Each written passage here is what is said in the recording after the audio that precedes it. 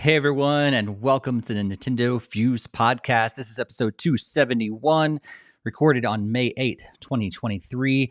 And we're here to talk all about Zelda, all the different games that we enjoy before Tears of the Kingdom comes out. We're also going to be talking about all those leaks that are coming out. And just a heads up, we're not going to be covering any of the spoilers. I know I've stayed away from them. I think Barry and Greg have also stayed away from them. So we're not going to be jumping into any spoiler territory at all. But we're going to be talking all about Zelda on this episode right before Tears of the Kingdom comes out. We're also going to be covering some other things as well. But before we jump into any of that, my name is Steve. And like I've said, I am also joined by Barry. Hey, Barry, how's it going? Hey, Steve. Always a pleasure. And of course, joined by Greg. Hey, Greg. How's it going, everybody? Always glad to be here. Yeah. So, like I said, we're going to be talking all about Zelda on this episode ahead of the May 12th release of Tears of the Kingdom, what was known as Breath of the Wild 2 for a long time. We're also going to be talking about some of those leaks that have been happening, also the Eastasiasoft recent showcase that came out a little bit ago, and also several other headlines. But before we jump into any of that, we just want to say thank you for being here for the episode. If you've never joined us live, we certainly encourage you to join us live. We've got a live chat going on as we stream on YouTube and Twitch. So say hi in the chat if you are in there, and let us know what you've been playing, all your thoughts about Zelda and all the different news stories we're going to cover in this episode. It's a great way to just kind of interact with us throughout the live episode. And if you have never checked us out for a live episode, we just want to encourage you to do that. We go live every other Monday at 8:30 p.m. Eastern Time, 5:30 p.m. Pacific Time. And yeah, we'd love to have you join us live. But if that's okay, if you can't, you can catch us later on all your podcast apps. And also the video version is always available at youtube.com/NintendoFuse. So let's jump into what we have been playing lately. Barry, why don't you kick us off? Yeah, I've been busy. It's because Zelda's coming out. It's like I have a hard deadline for when I want things done. I'm like, all right, these are things, they're games I need to play and games I want to play. And I know when Zelda hits, that's it. So Nintendo surprised us last podcast with an awesome surprise that Xenoblade Chronicles 3 DLC would be dropping. Dropped the day after our recording, or the night after our recording. It was 9 p.m. My time. So I played Xenoblade Chronicles 3 Future Redeemed. Phenomenal game. I think I was hooked. I think it's like 3 days complete. I was just hooked, just exploring and enjoying, and just an awesome experience. What a capstone! What an absolute capstone to the series. I'm really hoping for a Xenoblade 4, but and there should be, but wow. That's all I can say is wow.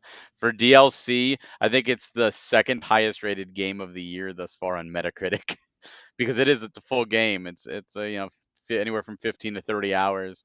Awesome experience. So I did that, and then afterwards I did a game called Trinity Trigger, which was a game I pre-ordered. I wasn't really paying attention to, and then it came out, got good reviews, and it's a spiritual successor to Secret of Mana, in a sense. A lot of people who worked on Secret of Mana and Secret of Evermore did this, and I was like, oh, I love Secret of Mana. I love the Mana series. It's 3-player at the same time adventuring like Zelda, with the different weapons and upgrades, and you switch weapons on the fly. Uh, yeah, a simple story, but it was fun. I played through that to completion as some like extra post game stuff I didn't do, and I might wind up doing before Zelda. But I was surprised it's mostly fully voice acted. It's got a good cast of characters too, like Joker from Persona 5 is the main character, Cyan's voice and stuff like that. Just an awesome, fun game. Like the graphics almost look N64, but it's part of the charm, and it's just a lot of Good fun. N64? Good N64, Okay, yeah. that's good. No, if you like Secret of Mana and you like the 16-bit style action adventure RPGs like Zelda, absolutely give this a shot. It is a lot of fun, and I feel it kind of came out of nowhere. My next game I was supposed to play or thinking about playing was going to be After Image, which I'm really excited for. I kickstarted that, but they didn't give me my Switch code yet because the Switch codes have been delayed.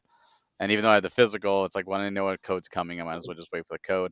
So instead, I played a game we're going to be talking about upcoming in a game chat, Shadows Over Loathing, which I will say briefly, I played through completion. I loved West of Loathing. I absolutely loved Shadows Over Loathing even more than West. It's just a great game. So many things I want to say, but I'm gonna hold off. But definitely look forward to that video. And last thing on the Switch, Pokemon Unite, because Zelda's coming out. I'm trying to do all the events to make sure that I just have my literally just daily stuff when I'm playing Zelda. So I almost like begrudgingly switch just to do it because I don't want to leave Zelda. But still playing that and having fun with it. And then to celebrate Star Wars Day, because we had Star Wars Day in between, in addition to watching Visions Season 2 that dropped, which was a lot of fun. Jedi Survivor came out. So I actually started it on Star Wars Day. I played that on the PS5, and I just finished it this morning. And I will say the game is great. The story is wonderful. It is a canon story. However, because it's EA, first off, there's a lot of technical bugs. I'm sure you've seen articles about it. They're doing patches. I played on PS5, and I still had bugs where like Cal Kestis's leg would just start twitching in the middle of a cutscene, or he would go to grab his lightsaber, and like the lightsaber would be like here, and he would just be grabbing it, like it would be like floating next to his hand. In one scene, two characters kiss, but they're not kissing like as they should be. They're kind of like down one, so one's kissing the air underneath the chin, and the other one's like biting the nose of the other character. Like it looks really awkward. It's like, oh, that was a sweet scene, and you ruined it. But It's just realistic, Barry. just Sometimes it realistic. happens. You That's just sometimes miss. you miss. Sometimes you go in for that kiss and you just miss. Um, it happens to all of us. But the other thing I really and I can't believe EA did this. um, I can because it's EA, but I really it shouldn't be accepted. Is they touted how they went through and they fixed the map and they've added fast travel, which was not in the other game, the first game, and they did. The map is a little bit easier to read, a little bit, and the fast travel is wonderful. But then they failed to add in other factors like a mini map system or a compass system at all. In an open area game, you have no way of knowing where you're going without pausing every 5 minutes to check the map and see what direction you're facing, which gets tiresome. Now, they do have a marker system where you can mark things on the map, which is wonderful. But you can't see those markers unless you open up the map. They don't see like beacons like in every other game that uses markers. So that I take points off because I spent some time just wandering around getting frustrated because I didn't know where to go. Other things, sometimes things are a little bit hard to see. Like if you play like Horizon Forbidden West, for example, in the accessibility mode, you make it so like ledges are highlighted where you can climb. That would have been nice for them to include something like that because sometimes it's just like, oh, you have to look for that little white ledge, and if you don't see that little white ledge, you don't know where you're going and you're lost. But they added an arachnophilia mode, so if you have arachnophobia or whatever, you could turn off spiders. But they didn't add other accessibility modes or other things, so it's weird. It's like praise us for taking away spiders, but ignore the fact that we didn't even include mini maps, which has been a staple in 3D games for God knows how long. Maybe But some yeah, people are just scared of maps. maybe. Maybe. All I know is it's a great game. All over the amount of gripes aside, if you love Star Wars, you need to play it. And if you don't have the ability to play it, you need to watch like the story somehow because it is a canon story. Watch the first one first or play the first one first. But I did have a good time with it. I'm really glad I got to play that. Other than that, on the PC still 14 and mobile still Mario Kart Tour. Cool. I'll go over to the chat, and looks like Jake's just been playing quite a bit. Just finished Lego Super DC Supervillain. Yeah, I can't talk tonight. This is going to be interesting. Lego DC Supervillains. So it's a fantastic game. Lego The Incredibles is a boring game, and it's halfway done with the Lego 2 Movie 2 game, and it's been terrible so far. So I know he likes the Lego games, but he's on a really big Lego kick right now. Also finished the main story of Pikmin 3 and did the first part of the side stories. and then also started Xeno 3. And when he's done, it'd be done with Pikmin, pretty sure he'd be glued to Xenoblade. I do know that he's been a little confused so far in Xeno 3. I think he was talking about that in our Discord as well. So I'm not sure what leads to that because I have not played the third one, but I know Greg's started it at least. But Greg got like right there to the hook and didn't go forward. But Greg, what have you been playing? Yeah, so what turned out like the very first week I was playing was more for like the Roblox stuff, as I was playing my one game that had like an event going on, and then they extended it for another week, and then that pretty much took a lot of the extra time. But like in the meantime, I did pick up one of these guys. So if you're watching the video version, this is the Zelda OLED model, and essentially it was pretty cool trying to transfer everything over because I intend to actually play with the system. So I had to get a 1 terabyte card. Unfortunately, I didn't find the Zelda one that they just made for that, but I just got a different one there. So yeah, so now I can actually have all my games downloaded again on the system. So I was on the eShop, we just went to re-download folder. There's like 150 items or whatever, and was like, whoop, download. Nope. And then there was only a handful of them that I didn't go on there for games that I don't think I'll be playing again. They were some of the review games that weren't the best, that I didn't need to have loaded on there from previous years that I've talked about on a lot of our Game of the Year podcasts for uh, the worst games of the year. Nice. But yeah, I pretty much try to download just about everything else because there's should be sufficient space for it finally. So yeah, there's unfortunately they don't make it very easy to transfer a lot of that stuff. Like if I could have just plugged in the SD card and everything was normal, that would be great. But as soon as you plug it into a different switch, it's like, oh, we need to reformat this SD card and erase all your data on it. Doesn't matter that you have all this awesome stuff on there, but we'll just clear that out for you and start fresh again. Mm-hmm. So that's such a pain. Why I don't know why they have to make it so difficult, but yeah. And then still on the mobile side was looking at the Fire Emblem Heroes. They had another update that just came out with a new event. It looks like it's gonna be pretty cool. Can't wait for that to get kickstarted the next week or two.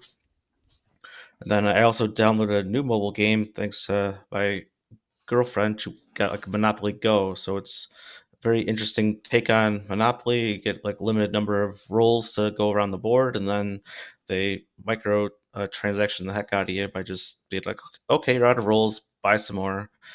Oh, you don't want to buy this package? Close this window. Here's another window. You can buy some more on. Maybe one of these will tempt you. Oh no, you don't like those either. Okay, let's give us all your data so then we can hook up to your Facebook account and message all of your friends on Facebook to join the game, and then you can get a couple rolls there too. Like, no thanks, but I don't know. It's still kind of fun to roll around the board and then charge people rent and build up like the hotels and stuff like that. It's not like traditional where you like actually are playing like the actual board game, but pretty much like you land on the spaces, and then like if there's another token from another player on that space, then like you're able to charge them rent like you already own the space. So it's kind of interacts almost like you pretty much own like the entire board already, and there's like some houses and stuff that are placed when you like upgrade like some of like these locations. So you get like you start in like these different areas. Like the first one is like a New York setting, and then there's like 5 major attractions from New York, like the Empire State Building and whatnot. And then you can like upgrade it by spending your money that you get from other players, or by like pass and go or chance and community chest and all that fun stuff. And then like you upgrade those, and then like they'll add like extra houses on the actual properties around the board. So then like you get more rent and stuff from other players when you land on those spaces there. So very interesting way to play Monopoly without actually like like getting the actual properties themselves. But and then it's unfortunately like downpoured through with like microtransactions. But if you can get all past through all of that, it can be kind of fun to play it just for a little bit, and it's really good in short spurts because that's about all you amount of rolls you get for the time that you're in the game. Because you get like 5 rolls like every like hour, so it's like you can easily just hit the button 5 times. But there are also like multipliers, so then you can like do 2 dice rolls for the press of 1 button or 3, and then if you have like pretty much maxed out, you can use like 5 or 10, and then so it drains like your dice count a lot faster, and then you get like either like 3 or 5 times the rewards if you have that multiplier turned on. So like you do earn like 5 times the amount of money or whatever. Nice. Very interesting game, but like I was saying, it's very like as soon as you run out of rolls, then it just tries to shove the microtransactions on your throat like 15 times. But well, it is Monopoly, I guess. So yep, go they have figure a about your monopoly money. on the microtransactions, you know. That's right. That's right. Nice. And Greg also got a puppy. So Yeah, if you hear some squeaking in the background. Yeah, I'm trying not to have it. Try to mute my mic when I catch it, but I also can't really do it when I'm actively chatting as well. But yep. if I can So get her over just a here, I heads can up, try to lift her up. But yeah, if you do hear it, that's why. So, but that way, at least no one's like, what is going on in the background? yeah. Oh man, so I have been playing just a couple games. Honestly, most of my time has been spent with Shadows over Loathing. I finally played quite a bit of Rocket League yesterday. I was trying to get a lot of stuff taken care of, but in the current season and everything. But oh, there's a puppy. He's so cute. So if you're missing, you're missing out if you're not watching the video version. So you get to. Just wanted to get her while she was right by my feet. So sorry to interrupt you. So yeah, as Barry said earlier, we're going to be doing a game chat on Shadows over the Loathing, and also a game chat on the next game I've been playing, which was also Super Dungeon Maker, and so I've been playing both of those games. And yeah, I won't spoil too much for the game chat, so just make sure you're tuned in and subscribe to us here on YouTube so you can catch those. But yeah, Shadows over Loathing has pulled me in quite a bit. I am not done because I've been like doing all the different side quests and been adventuring out and talking to everybody and all these different things. And so I'm like several hours into the game, and I think I just started chapter 2. So, but it was hard for me to actually put it down and check out Super Dungeon Maker because I was so stuck on Shadows over Loathing. So yeah, it's a little bit of how I felt about that game. And then also, of course, did play some Rocket League here the last couple of days as well. So Jakester's talking about it's currently a thunderstorm in his area, so he hopes he doesn't get zapped out. That would be awful. So we hope that too. Well, like we said earlier in the opening, The Legend of Zelda: Tears of the Kingdom is finally going to be coming out on Friday, May 12th, which means, unless something crazy happens, which is probably not going to, my prediction for it to be delayed is not going to happen. And so I did realize that I pre-ordered it from Walmart so I could get the Walmart gift or whatever, like the wall art, I guess. Yeah. Which one though? There's 2. I don't know, whichever one. There was There's only gold one and the option. black. I think it's the black one. It was whatever option they gave me. I didn't have multiple options when They did the gold ordered one it. and it sold out, and then they did the black one because they was like, oh, people want this. Yeah, then it was definitely the black one because I didn't pre-order it right as soon as it came out. Because my plan originally was I'll just go to the store and get it, and then I decided to pre-order it when I saw that there was a bonus that I could still get, and then I realized that I'm gonna be traveling this Friday, and it's probably gonna arrive after I go to the airport. So I'm gonna have to figure all that out and everything because I definitely want to be playing it while I'm traveling. So we'll figure that out. GameStop midnight launch. Yeah. And then when Walmart's comes, return it and keep the banner. That's what I was planning on doing. Yeah. So we'll see how it all goes. But yeah, I was bummed when I found out. I was like, Steve, why'd you do that? You scheduled a flight the same day as the game comes out? That's dumb. But yeah, so the game comes out on May 12th. But ahead of that, we're just gonna talk about Zelda tonight, because next episode, most likely, we're gonna all have been playing Tears of the Kingdom quite a bit and be able to tell you our thoughts, and probably just kind of dedicate a huge chunk of the next episode to Tears of the Kingdom. But tonight, we thought we'd look a little bit back in history of The Legend of Zelda and kind of go back to the roots a little bit and talk about our favorite games and all that. So, The Legend of Zelda started out back in 1986 when it was launched on the Famicom system over in Japan, and then of course launched over on the NES in America and other places, 1987. And I believe I played it not too long after it came out. I believe I got my NES sometime soon before that. And yeah, I remember playing it. And then, of course, Zelda 2 came out, also for the NES. Then A Link to the Past, which is also called Triforce of the Gods. Learned that this week. Didn't realize that it had a different name. So that was on SNES or the Super Famicom.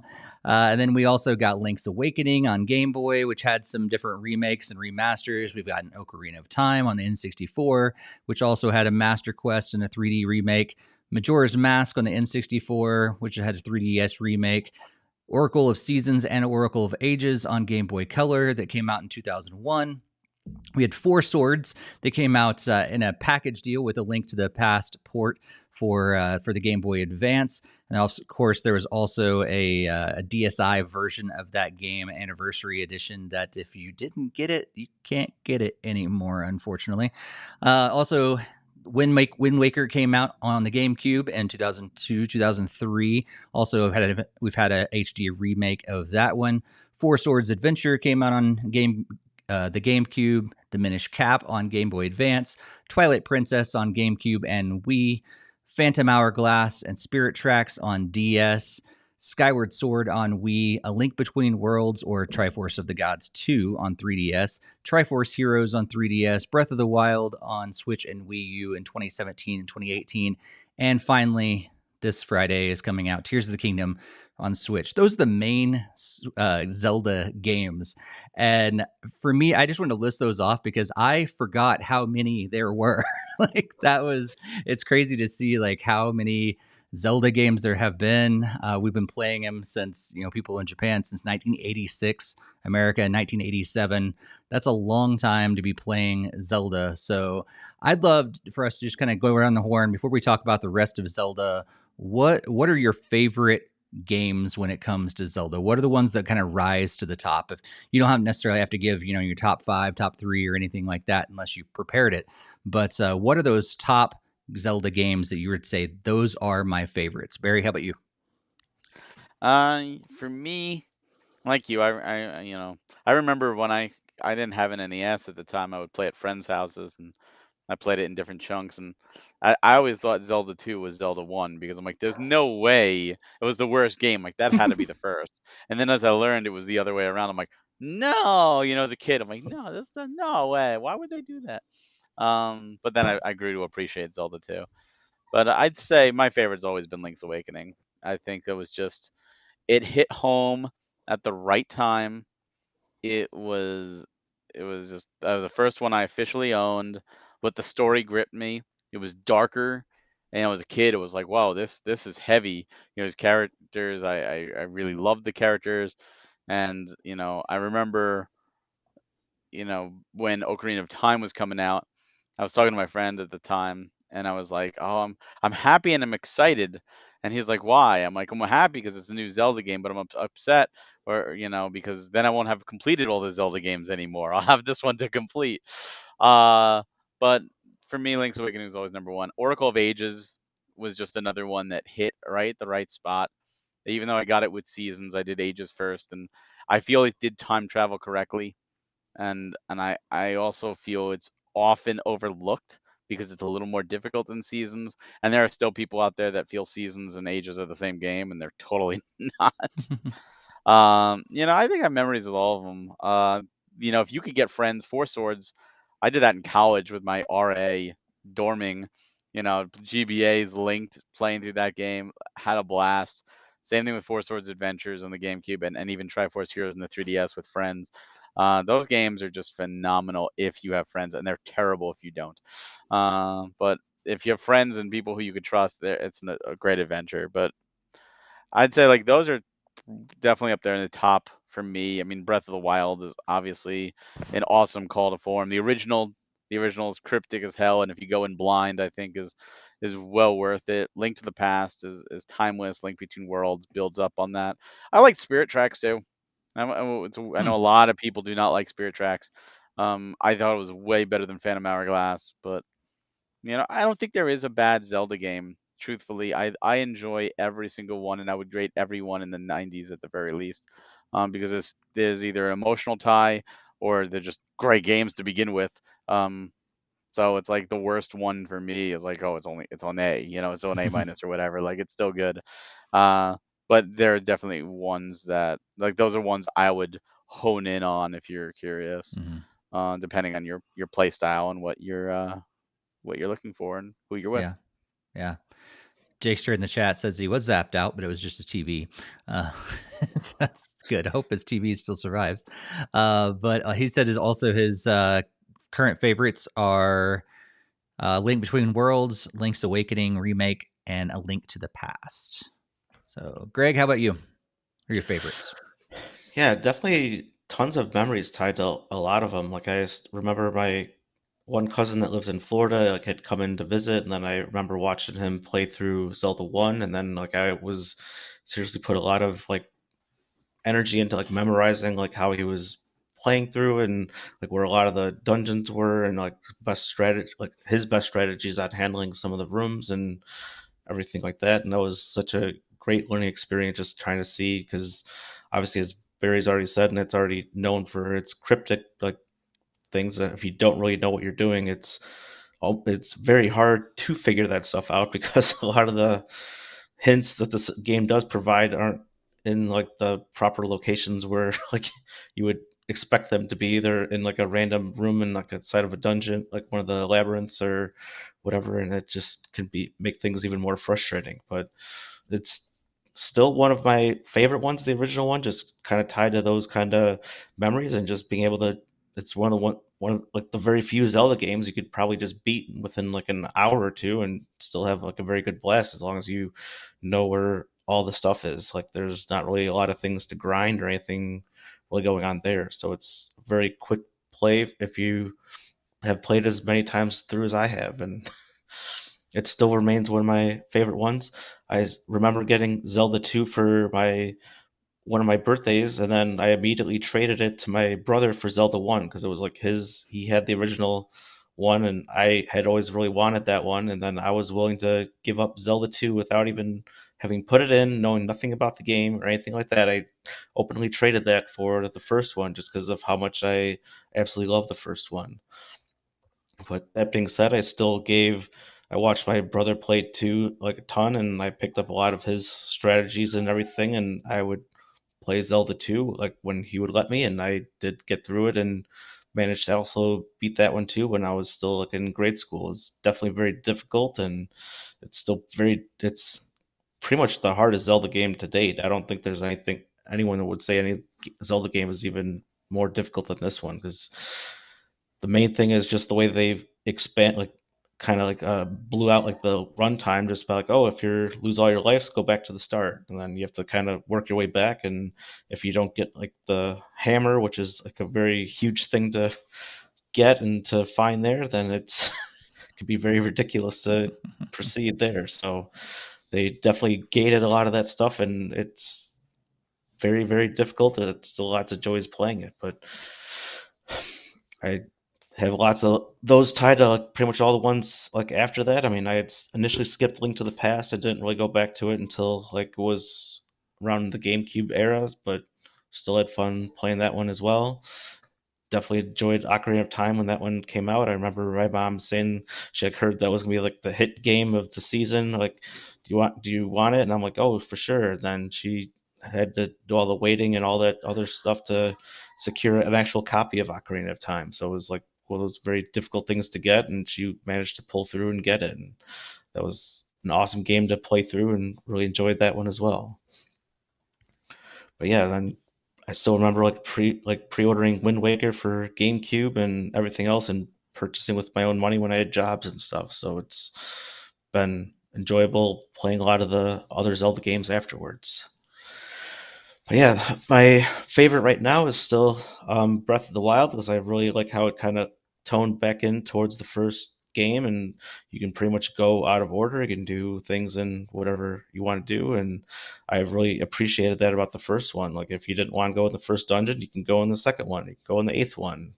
It was going to be a lot harder, but like the game will let you do that, and pretty much no other Zelda game previous to Breath of the Wild really let you do that out like within reason, like the first one. So like the Link Between Worlds kind of dabbled with that to go out of order with all the weapons and everything, but you still could be prepared and have like the weapon before the dungeon anyway. So it wasn't really in a true sense of finding the dungeon. Like they just let you go out of order if you had the weapon. Mm-hmm. But yeah, it's lots of excellent games, and it's more the multiplayer ones that are lower on the list for me, just because I had never really had anyone to play them with, like the Four Swords Adventures, and both on the Game Boy and on GameCube, and even like the Triforce Heroes on 3DS is towards the bottom, just because I haven't never really had opportunity to play them with other Zelda fans. Mm-hmm. Nice. You mentioned that hammer. That hammer in Zelda 2 stopped me as a kid, and I put the game down for a long time because of that, and I had to go back eventually. I mean, no, I'm doing it. And you mentioned the cryptic nature of Zelda 1 with the words. I remember as a kid getting really annoyed because one of the message is Pole's voice hates music. And I was using the recorder. I'm like, why is it not hurting them? Because that message is for the Famicom, where you had to blow in the microphone that was included in the controller, but that's not in the NES version at all because we never got it. But they left that message in there, Mm-hmm. and it was not only so cryptic, it didn't even work, and it pissed me off. And I didn't find out till years later. I'm like, oh, that's why that never worked. You assholes! You couldn't have changed that. That's funny. Yeah, just like the go to the next room, but then like there's no doorways, and it's like, well, what are you supposed to do here? And then like if you're in the second quest, and you like literally can just like walk through the wall, like that's very cryptic there, like too. Like how the heck are you supposed to know that? I mean, you bomb them and they don't bomb open, and then it's like, where am I supposed to go? But no, you're actually just supposed to like run into the wall, like. Yeah. Did you guys have the map on Zelda 1? Mm-hmm. So Yeah, mine came with the map, and I was glued to that map the entire time. Yeah, Like but it I only showed one part of it. Like yeah, it didn't show the whole thing. So like right. venturing out, it was like no Yeah. man's land, uncharted territory. Yeah. But I never experienced because they added that later, right? Or is that from the very beginning? I think I they had the classic series release when I got it for okay. myself. I know it wasn't in the Japanese version. I can't remember if they put it in from the very beginning in the NES or not. But anyway, that the version I got had the map as well, and yeah, I remember just like having that thing right next to me playing the whole time. I was like, I have to do this, especially as a little kid. Even today, I'd probably still use the map. But yeah, I'd say for me, Zelda 2, like now looking back, it's not as good of a game, but I didn't know when I was a kid. I was just playing the game and thought, oh, it's just cool, different version of the game. I knew it was hard as crap, but I didn't like dislike the game just because it changed it up or anything like that. And eventually I got a Game Genie, so it helped me beat the whole thing. So yeah, but yeah, those games I loved. For whatever reason, I did not get A Link to the Past in the beginning, so I've since played it. It was years later. For whatever reason, I never got A Link to the Past on my SNES, and then Link's Awakening. Barry and I, we've talked about this before. We have completely differing opinions on Link's Awakening. It is my least favorite of the Zelda games, even though it's his favorite.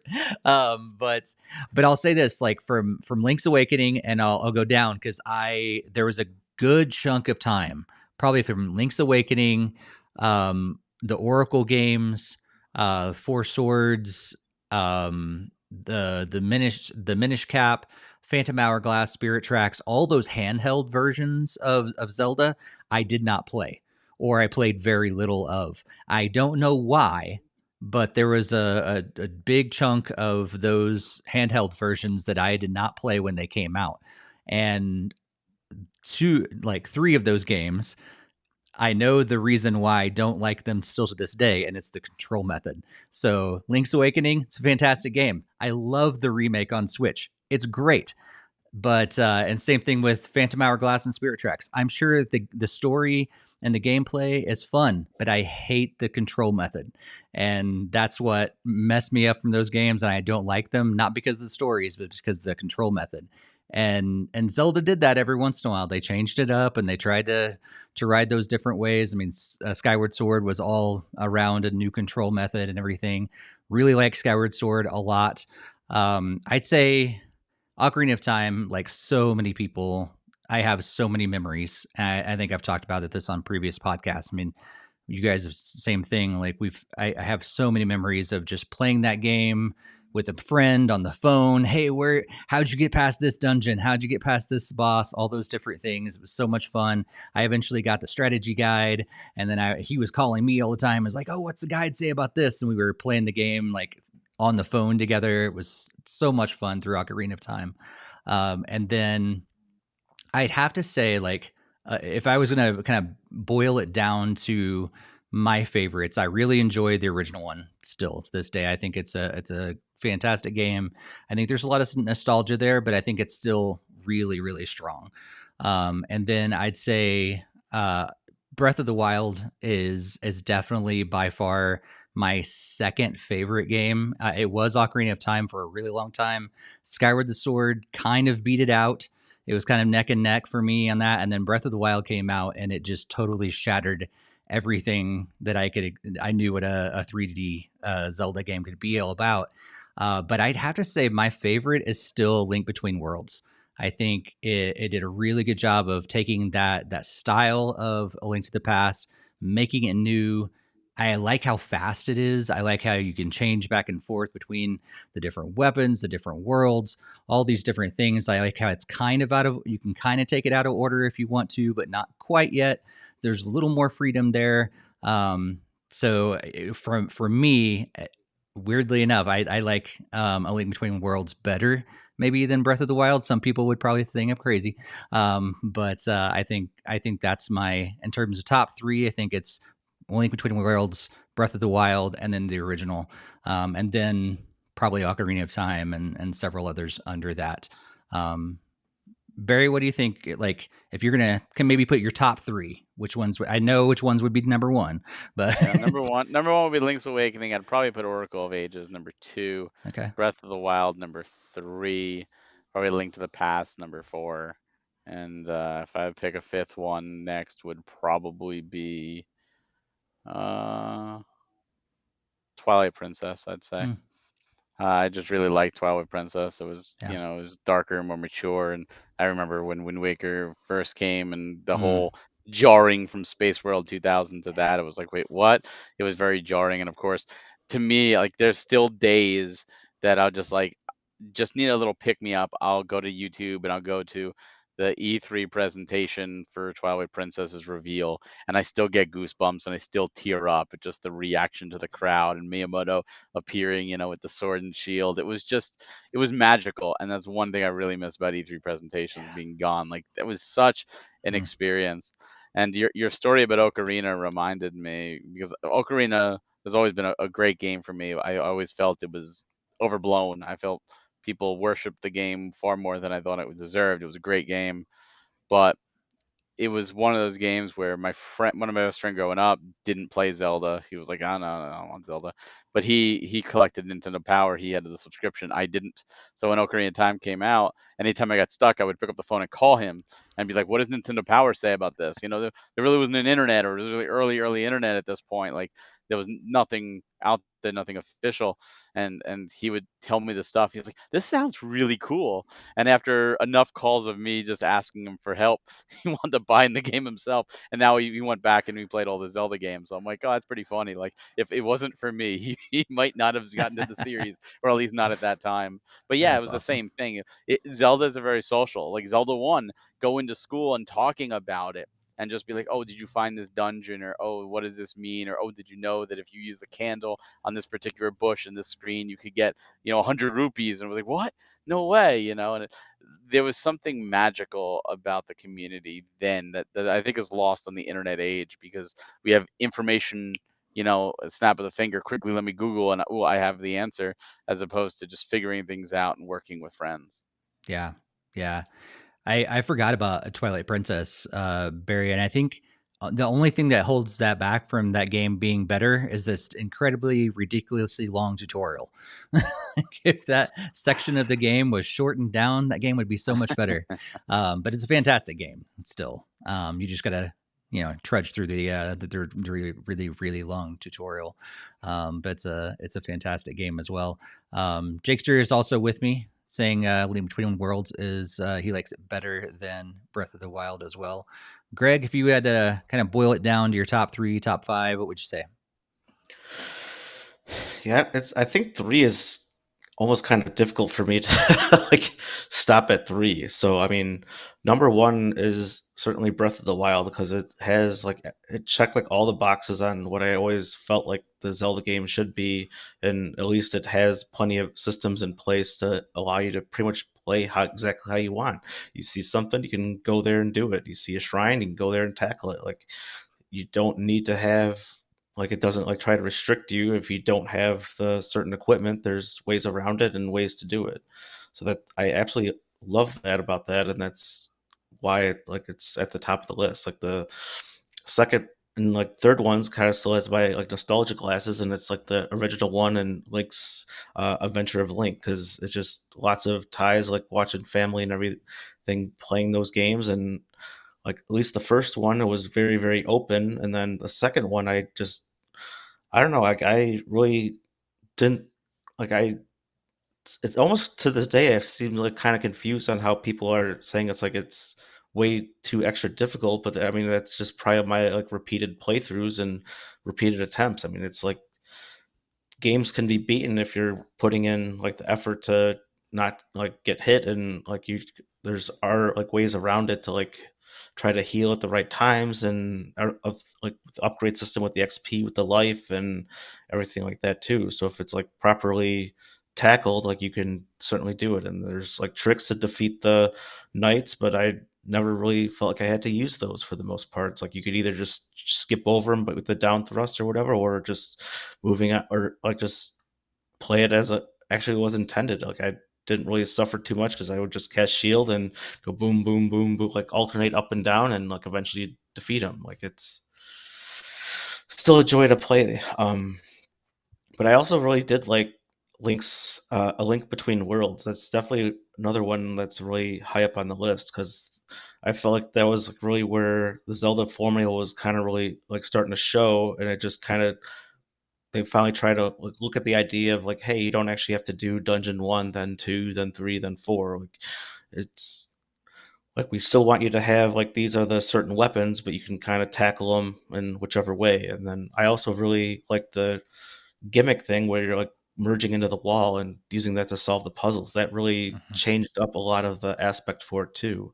So it changed up the exploration around the map, whether it's reaching different parts of the map, or even cooler ways to solve some of the dungeons as well too. So I definitely think A Link Between Worlds definitely should be in my top 5 as well.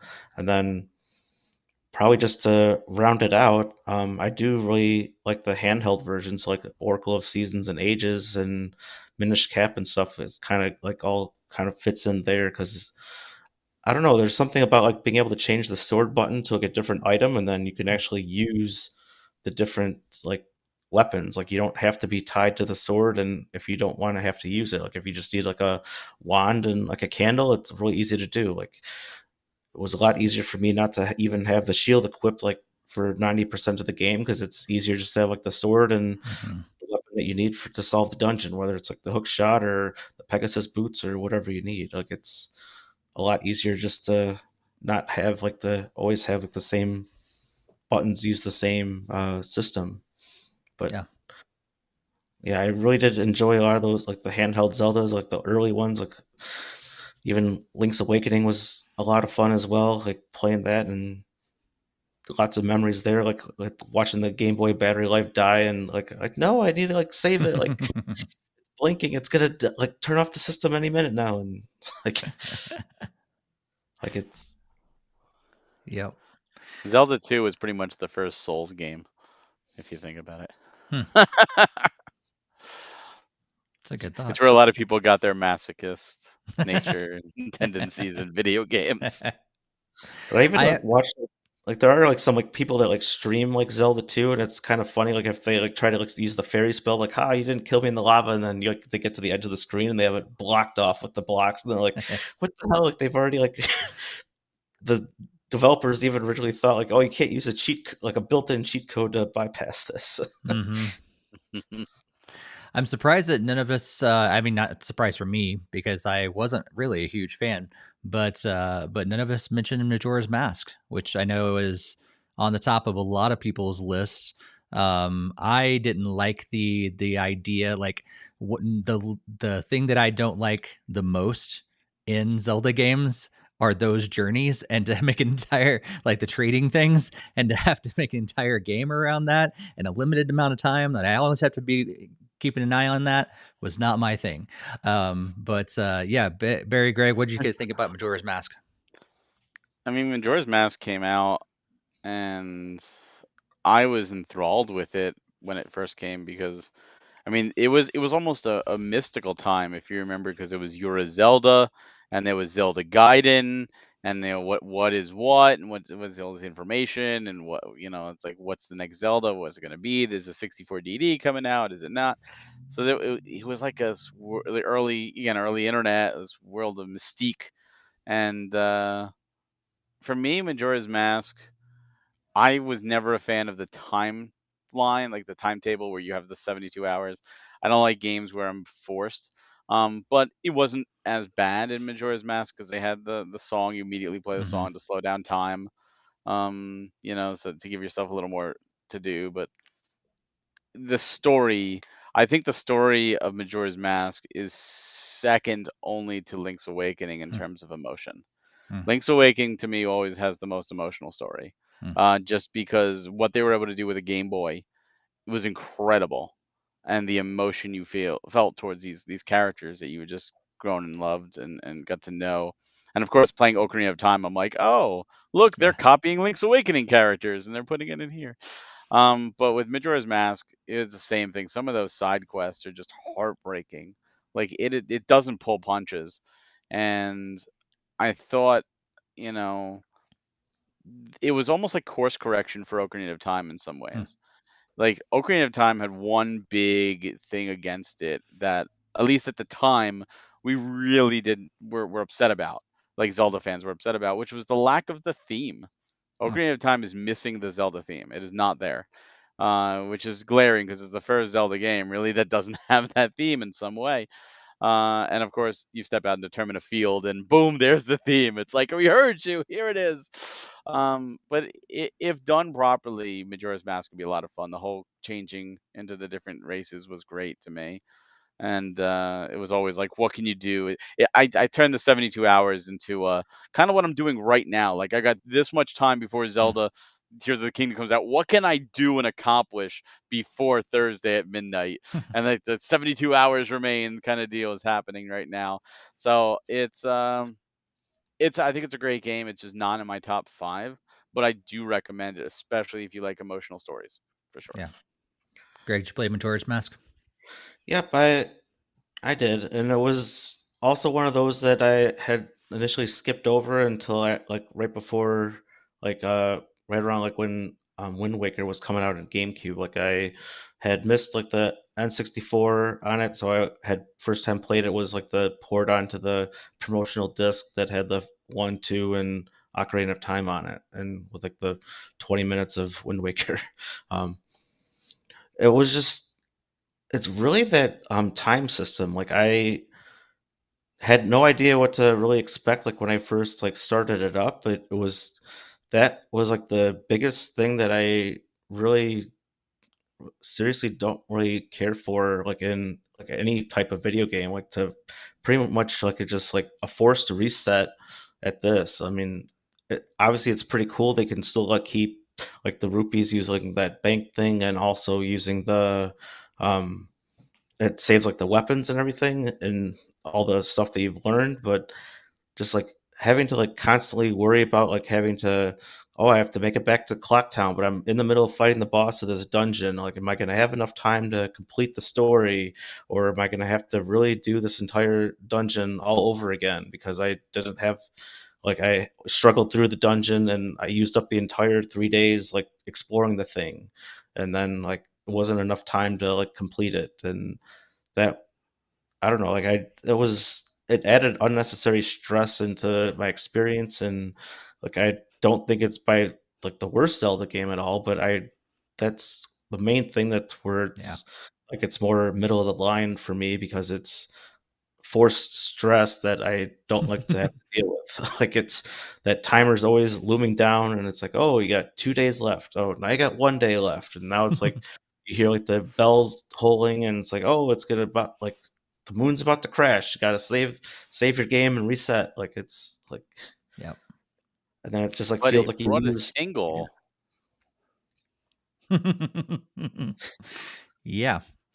Well, funny enough, speaking of Tingle, I thought it'd be fun. So, so we were chatting earlier today. I was, making sure I had the whole list of Zelda games as we were kind of thinking through our favorites and all this stuff. And I decided to go ahead and make sure that we're paying attention to the other games, like the spin-offs and the other versions of the games, but also different cameos and different things that the Zelda characters play over the years. And I went down this rabbit trail for like 2 hours. I was telling Barry it was nuts. So how I just started being like just sank into like this entire Zelda lore of all the different games that are out there. Some of them that I had no idea about, and different versions of out there. Like I've told you guys already. I already learned that A Link to the Past is Triforce of the Gods over in Japan. For some reason, I had missed that completely, and which is why they brought it back as Triforce of the Gods 2 when they made A Link Between Worlds. So I guess in their minds that is a direct sequel rather than spiritual sequel. And honestly, the whole Zelda timeline is ridiculous anyway. Like people thought they had it, and then Breath of the Wild came out and kind of possibly messed it all up anyway. And now people are just saying, well, here's the timeline, and then here's the Breath of the Wild timeline Yeah, over Breath of here. the Wild changes things because it mentions like Twilight Princess and like Wind Waker and Ocarina of Time. Like it mentions things that are part of two different timelines. It's like Yeah. how you can't Yeah. mention these two things. So And you think it's it's got got to be its own thing. this branching timeline, except for it's referring to both. And like, okay, now my brain's hurting. And probably the truth is that Nintendo doesn't care. They're just making a good adventure game that features Link and and Zelda, and that's it. That's all they really care about. But every once in a while, we do have some sequels, like Tears of the Kingdom. It's apparently a direct sequel, and Zelda 2 was a direct sequel to the first one. Majora's Mask, direct sequel to Ocarina of Time. There you go. And Link's so Awakening to Link to the Past, Zelda 2 to Zelda 1. There's a lot of yep, direct sequels. there Spirit are. Tracks to Phantom And I Hourglass. learned about a lot more in this whole process. So spin-off games that were on Nintendo systems, which are probably not canon. And I don't know if Nintendo's went out of their way to say all of these are definitely not canon, but they're pretty much spin-offs. And so we had games like freshly picked Tingle's Rosy Rupee Land on the DS in 2006. We had Link's Crossbow Training on the Wii, Hyrule Warriors on Wii U, and Hyrule Warriors Legends on 3DS. We had Twilight Princess Picross on the 3DS, and that was a My Nintendo exclusive. So if you didn't get that, you've now missed out. We also got Cadence of Hyrule, Crypt of the Necromancer, featuring The Legend of Zelda. It came out on the Switch in 2019. We got Hyrule Warriors Age of Calamity. They came out on Switch. And we also have all these different Game & Watch games. So we have Game & Watch Zelda, which is the kind of the original. It's an original story that was for Game & Watch. It was kind of based on Zelda 2. And there was also a port available on Game & Watch 4 or Game & Watch or Game Boy Gallery 4 or Game & Watch Gallery Advance, depending on what country you were in, what they called that. But that was on the Game Boy Advance in 2002. And then there's a Legend of Zelda Game Watch. That's the actual watch like that you wear, like a wristwatch game. And that was based on the original game. It was Nelsonic made the Game Watch in 1989 and 1992. And then there was the Game & Watch Vermin that starred Link, which came out on the Game & Watch Legend of Zelda in 2022. That's the standalone game that we got last year. And then also in Japan only, we got The Legend of Zelda Triforce of the Gods, or Link to the Past, on the Barcode Battler 2, which I didn't even know existed, but apparently was a predecessor to the e-cards and all these different e-readers and all that stuff. That was in 1992. And then we had Tingle's Balloon Battle Tingle's Balloon Fight DS that came out in 2007. Too Much Tingle Pack on DS in 2009. Ripened Tingle's Balloon Trip of Love, which was a sequel to Rosie's Rupee Land on the DS. And also we got the Dekisugi Tingle Pack, which were apps for the DSi, like a timer and calculator and things like that on DSiWare in 2009. So lots of different spin-offs and different things like that. So of those different spin-offs and Japan-only kind of things, did you guys play any of those at all, Barry? I'm guessing you probably have a Battler 2, a card Battler 2 that you could probably just go grab off the shelf right now and show me. I was actually tempted to do Yeah. it while you were reading, but Yeah. yes, I do have a Barcode Battler too, and I do have the Zelda pack of cards. I actually have the retail box for that they would put in the store for people to pick up the packs. I got a case of those. But yeah, of those, I just realized first off, you said Crypt of the Necromancer. It's Crypt of the Necrodancer. Oh, my bad. But you It does didn't. make a difference. Yes, it does. One thing I noticed you didn't say at all, and I just realized that the BS Zelda games. Oh, they're down there on the next list. Oh, there are others. Okay. Yep. So of the spin-offs, so I didn't play any of the Tingle DS games, although I was really mad that we didn't get them here. But one of them came out in Europe, and I did get it, but I just never played it. Although if you look up screenshots of them, they're fantastic. There's some fantastic screenshots you could see. Link's Crossbow Training, I loved. I thought that was excellent when that came out. I played that at launch, and was really kind of hoping for Twilight Princess 2 after that, because it was all about as close as we got to a Twilight Princess 2. Hyrule Warriors, I loved too. I didn't expect to like it. There was so much to that game. I didn't play Legends or Definitive Edition, but that's because I spent so much time on the Wii U version, and I didn't get through all the adventure maps, and I'm like, there's too much content in this game. I don't have time. Twilight Princess Picross was my first ever Picross game, and that made me love Picross. I got it as a My Nintendo reward, and like I just absolutely fell in love with that game and fell in love with Picross.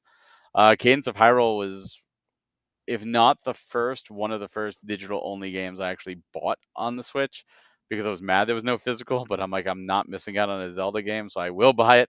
And I bought it, and I really enjoyed it, and played the hell out of it, and of course got the physical when it came out. But I do recommend it. I think it's free, or it was just free with Nintendo Switch Online membership. But awesome. I awesome think game. it's out. It's no longer free anymore, but yeah. Yeah, it was free. It's a great game. Hyrule Warriors Age of Calamity, I loved. I know it was alternate timeline kind of deal and it changed things, but I 100% of that game and absolutely fell in love with it. Like, it's such a good game. I like it better than the first one. I think because it's easier for me, or at least it was easier for me to 100%. The first one just had a lot. Mm. It's a big game. For the Game and Watches, Game and Watch Zelda, I played back in the early 90s. A kid had it at our old bungalow colony, but I did eventually get it. I did have the Game and Watch. In fact, I've got it right back there. My original Game and Watch Zelda. My mom bought it for me, so I did play that. The Nelsonic one, and of course, it's terrible. But when you didn't actually have an NES, it was Yeah. the best Zelda I could get. And the Game and Watch Vermin I never played because I never opened up the Game and Watch, but I have it. So easy. And as for the yeah, I'm sure it is. Yeah, the rest of the stuff is just the DS stuff, which I do have. I did buy the Japanese versions of those Tingle games, even though I can't understand them, just because I'm like, oh, they're cheap. I Mm. think it was like $20 or $30 or something for the 3 of them. So I'm like CIB, so I'm like, screw it, I'll just get it and and have them as a Zelda fan. But I did not play them. Yeah. Jakester says he's played a lot of the Hyrule Warriors on the Wii U, which he really enjoyed, but that's about it. And says this Walmart still has like 20 or more Zelda Game and Watches. Yeah, they'll be out there a long time, just like the Mario ones were, I think. Greg, did you get your hands on any of those, the kind of spin-off games? No, actually, not a whole lot. Pretty much was just like Hyrule Warriors. Like I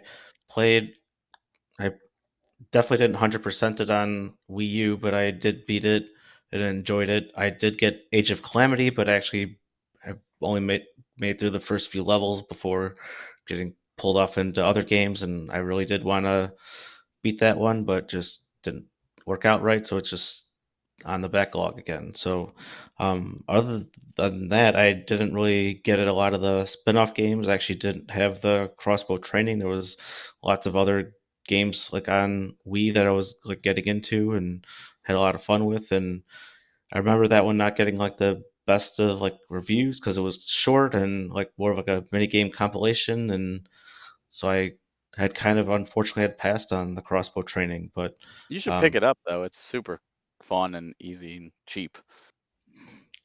yeah, it's probably something I go back to get at hopefully at some point soon. But a lot of the other spin-off games I didn't really get. I mean, I have the Zelda Game and Watch thing behind me there somewhere, but other than that, I didn't really get too many other spin-off games. Like a lot of them were Japan only, and I didn't really care for Tingle a lot from. I mean, my first experience with him was through Wind Waker, and I didn't really get a very super positive feeling towards it. But yeah, so when they had announced the games, I was like, "That's kind of odd. Like, why are they making a Zelda game starring Tingle?" And then they just like kept coming, and I never got any of them, and never really felt desire to order them from Japan to get them either. Yeah. But Japan loves Tingle for sure. The thing that's like, I think they turned it into one of the Tingle games, but Tetra Trackers. Because when Four Swords Adventures came out, it wound up only being 2 games, but it was supposed to be 3.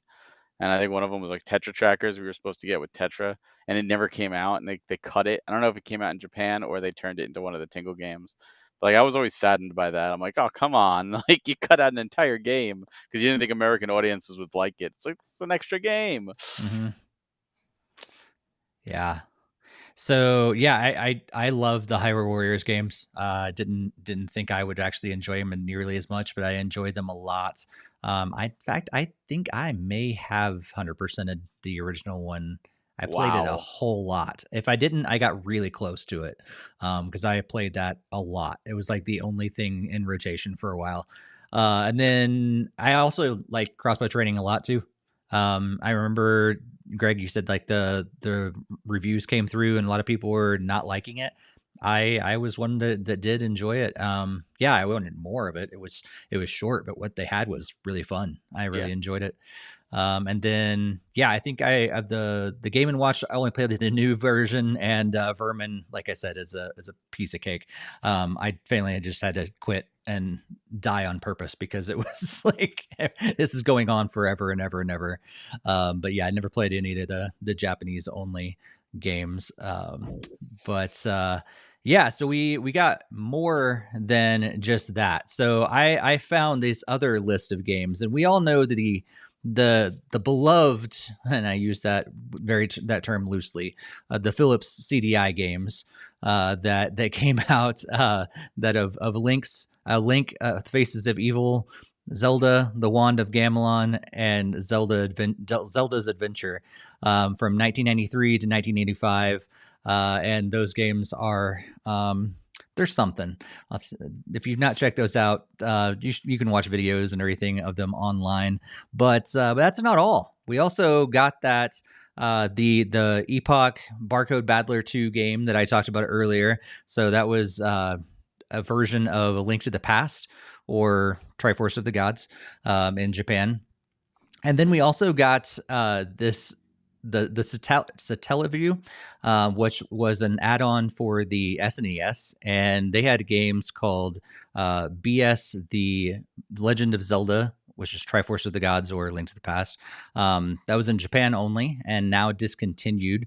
That was a downloadable episodic. Actually, this one was not episodic, and this one you could actually play as Link in this game. So that was different, but they had a bunch of other ones, three other ones that were for the Super Famicom that used SoundLink to supplement and provide plot details. So these games featured similar graphics to A Link to the Past and uses the Satellaview BSX avatar rather than Link. And of course, these are also in Japan only, and now discontinued. So the BSX was a game, but it was also kind of your central operating system in a way for the Satellaview, and you create an avatar, and it's kind of like your avatar was a way of playing these games as you in a way. So you had BS: The Legend of Zelda Map 1 and BS: The Legend of Zelda Map 2. Both of these games, from what I've read, I've not played this, so Barry or Greg, if I'm wrong, you can tell me in just a second, but I think like both of them are kind of considered to be like third quest and fourth quest of the original NES Zelda game.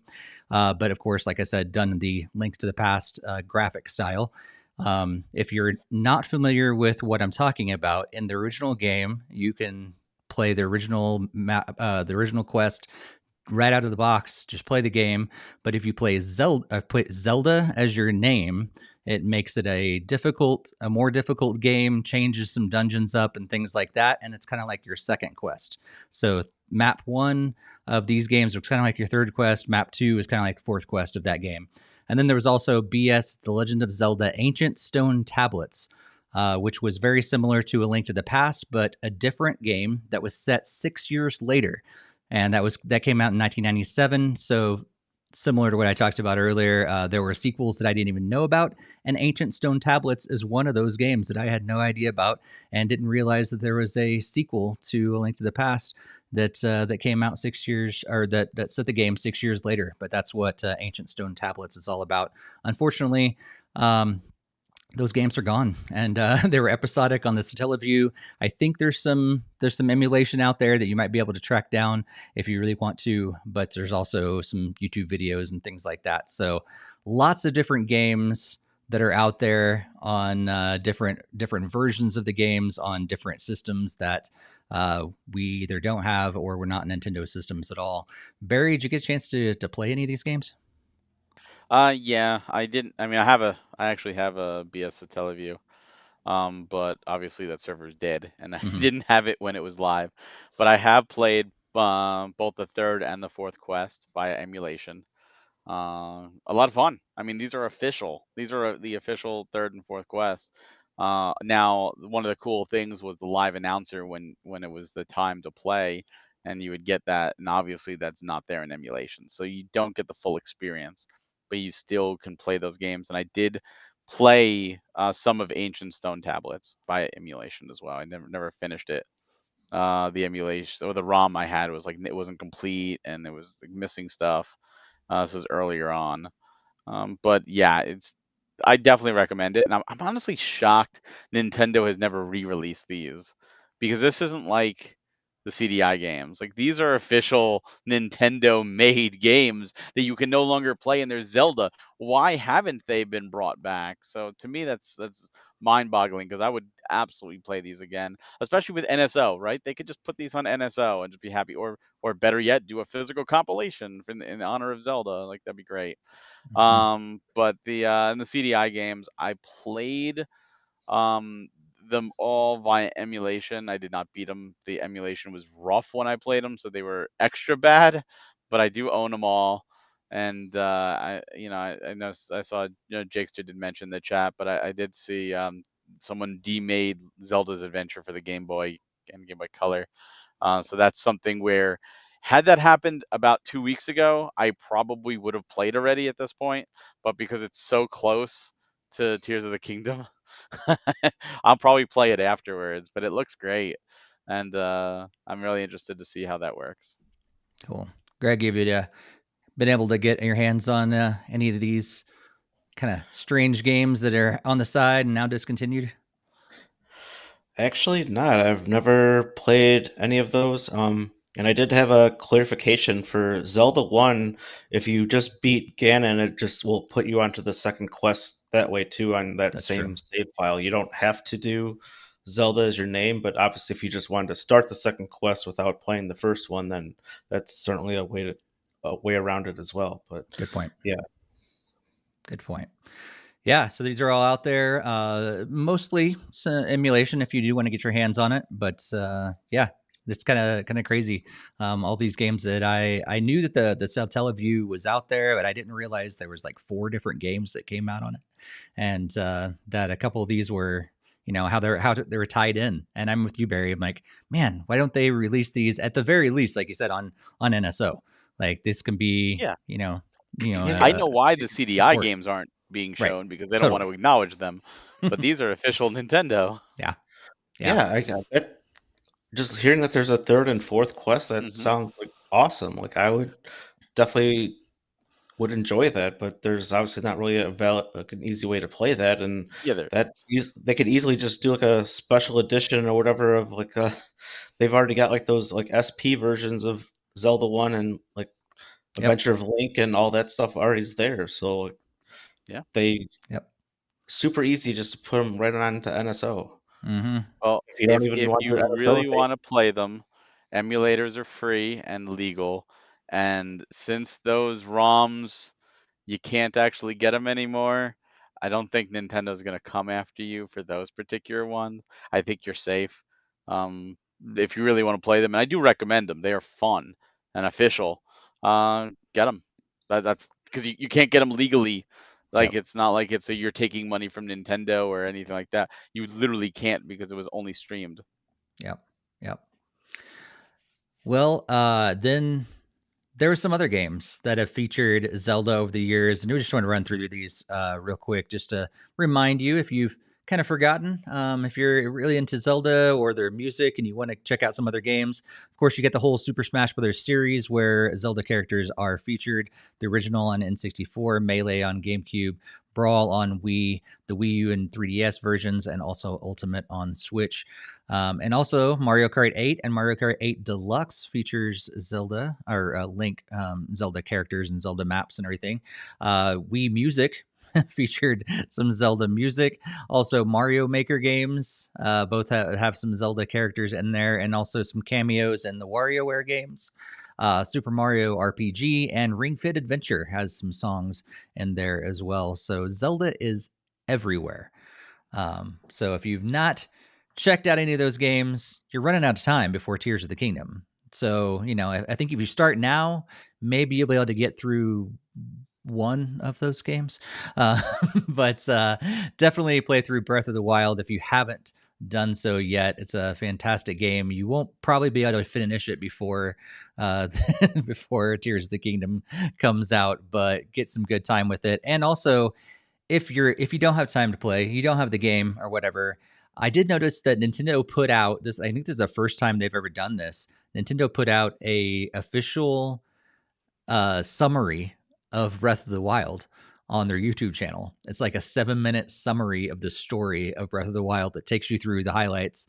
So to kind of refresh you and get you ready for Tears of the Kingdom. So I guess that's a thing. So There's actually one other Yeah, I was gonna cameo say. that I was gonna I say just thought. he missed a big one. what's Oh, that? you missed which one you're thinking? Well, it's probably the same as yours, so I can steal your thunder. But there's a game on GameCube called Soul Calibur 2 where you got to play as That's true. Link, and he had got to use several I of his forgot different that. swords from the different games. He had like the magical sword from Zelda 1. He also had like the bigger own sword from Ocarina of Time, and like a few of his different swords from the different games. Like he had like the Force Sword thing from like Link's Awakening was another one of his there too. So Yep. So true. I played the crap out of that game. I have no idea why I forgot it. You know what, Greg? You didn't steal my thunder because I was going to say a different one. oh, See? So that's cool. So there's a little known game called Final Fantasy from Square that in Japan, if you play the original FF version, and obviously like the pixel remasters, then all these do this. There's one town in particular where you could go and there's a graveyard, and one of the graves says, "Here lies Edric" from the Dragon Quest series. It was them kind of taking a stab at Dragon Quest and Enix at the time. But in America, which was published by Nintendo, they changed that to say, "Here lies Link." So Link cameos in the original Final Fantasy on NES, dead as a gravestone. Nice. Nice. Well, I understand why I forgot that one. I don't understand why I forgot Soul Calibur 2, but yeah, I was that going more one for the that where one the I did playable cameo. 'Cause, I mean, forget. That if one you I want to forgot go, about. yeah, if you want to go down the cameo list, he's actually in Donkey Kong Country 2. If you Yes. didn't get enough of Ooh, the 3 of the third place for the DK coins, Yes, he as is soon at as the you end. not get like enough to get second or third place, you knock Link off of the podium. nice. Nice. So much Zelda out there. Tears of the Kingdom's coming out soon. But here's the deal, guys. We've had some leaks. And apparently people have gotten their hand on all these versions of Tears of the Kingdom already. And Nintendo's not too happy about it. And they've been trying to crack down on it. There's been some key dumping project that's still up, but they've killed an Android emulator and they're going after it hard. Um, and I know Barry, you've talked about this on other podcasts before. Why is this happening? I feel like this is like the biggest problem they've had with leaks so far. Maybe it's not. Maybe it's just because it's such a big game. But this is a big problem. Why is this happening? Because people want things for free. People are entitled and they are mad that a game is 60 or in this case $70, and they think that all these developers out there are working for them for free for their entertainment, and that's why they're doing it. Because people inherently, if they can get something for free, they're going to take it. Free anything, free food, free car, free whatever you can get for free, people go crazy for it. And in a game like this where you're going to get hundreds of hours of entertainment for free, that's amazing. Now, I know some people who are actually playing it right now using a hack switch and stated like they're enjoying it, they're loving it, they're not spoiling anything, thank God, and they're still going to buy the game and give Nintendo money. Um, but still, this is happening in society because people want things for free, and some people they feel they want to punish. They feel like, oh well, Nintendo went after that guy who did the hacking and the all that stuff, the Bowser guy, and they're like, oh, we're gonna here they're punishing him, but we're gonna punish back, and it's like, no, he committed a crime, he should be punished, and you punishing a corporation, you know what that does? That hurts everybody else. What a lot of people are short-sighted and they look at the now, the instant gratification, and they don't look at the repercussions. And when talking Smash Brawl, to mention Smash Brothers, when Smash Brawl came out, had the wonderful Subspace Emissary with all those really cool cutscenes with all the characters interacting, and those leaked prior to, and Sakurai was pissed, And that's why we didn't get that again in Smash 4 and 3DS, nor Smash Ultimate. The reason we didn't is because he was mad that those things leaked. So those leakers inadvertently affected everybody else that loved Smash Brothers and hurt us all.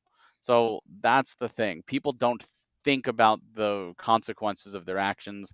They just want now. And they're like, oh, there's all this big debate. Oh, it's $70. It's not a $70 game. It's on the Switch. It shouldn't be a $70 game.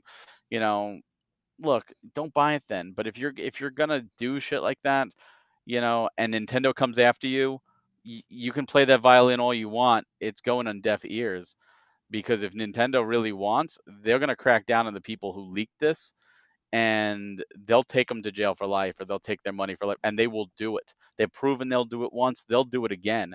And I feel zero sympathy for anyone caught in this, because you know exactly what you're doing. When you're innocent or you're guilty by association, but you just really were just caught in the wrong place, wrong time, I feel bad for you. But if you have a hacked Switch and you're playing Tears of the Kingdom right now, you are doing in the wrong. You are going against the release date. You can't pull negligence at that point. Mhm. So if Nintendo comes after you, oh well, sucks for you. You should have thought better. I hope you had your fun in your week of playtime while the rest of us enjoy money for the rest of our lives. Yeah. Greg, what's your thoughts about all this?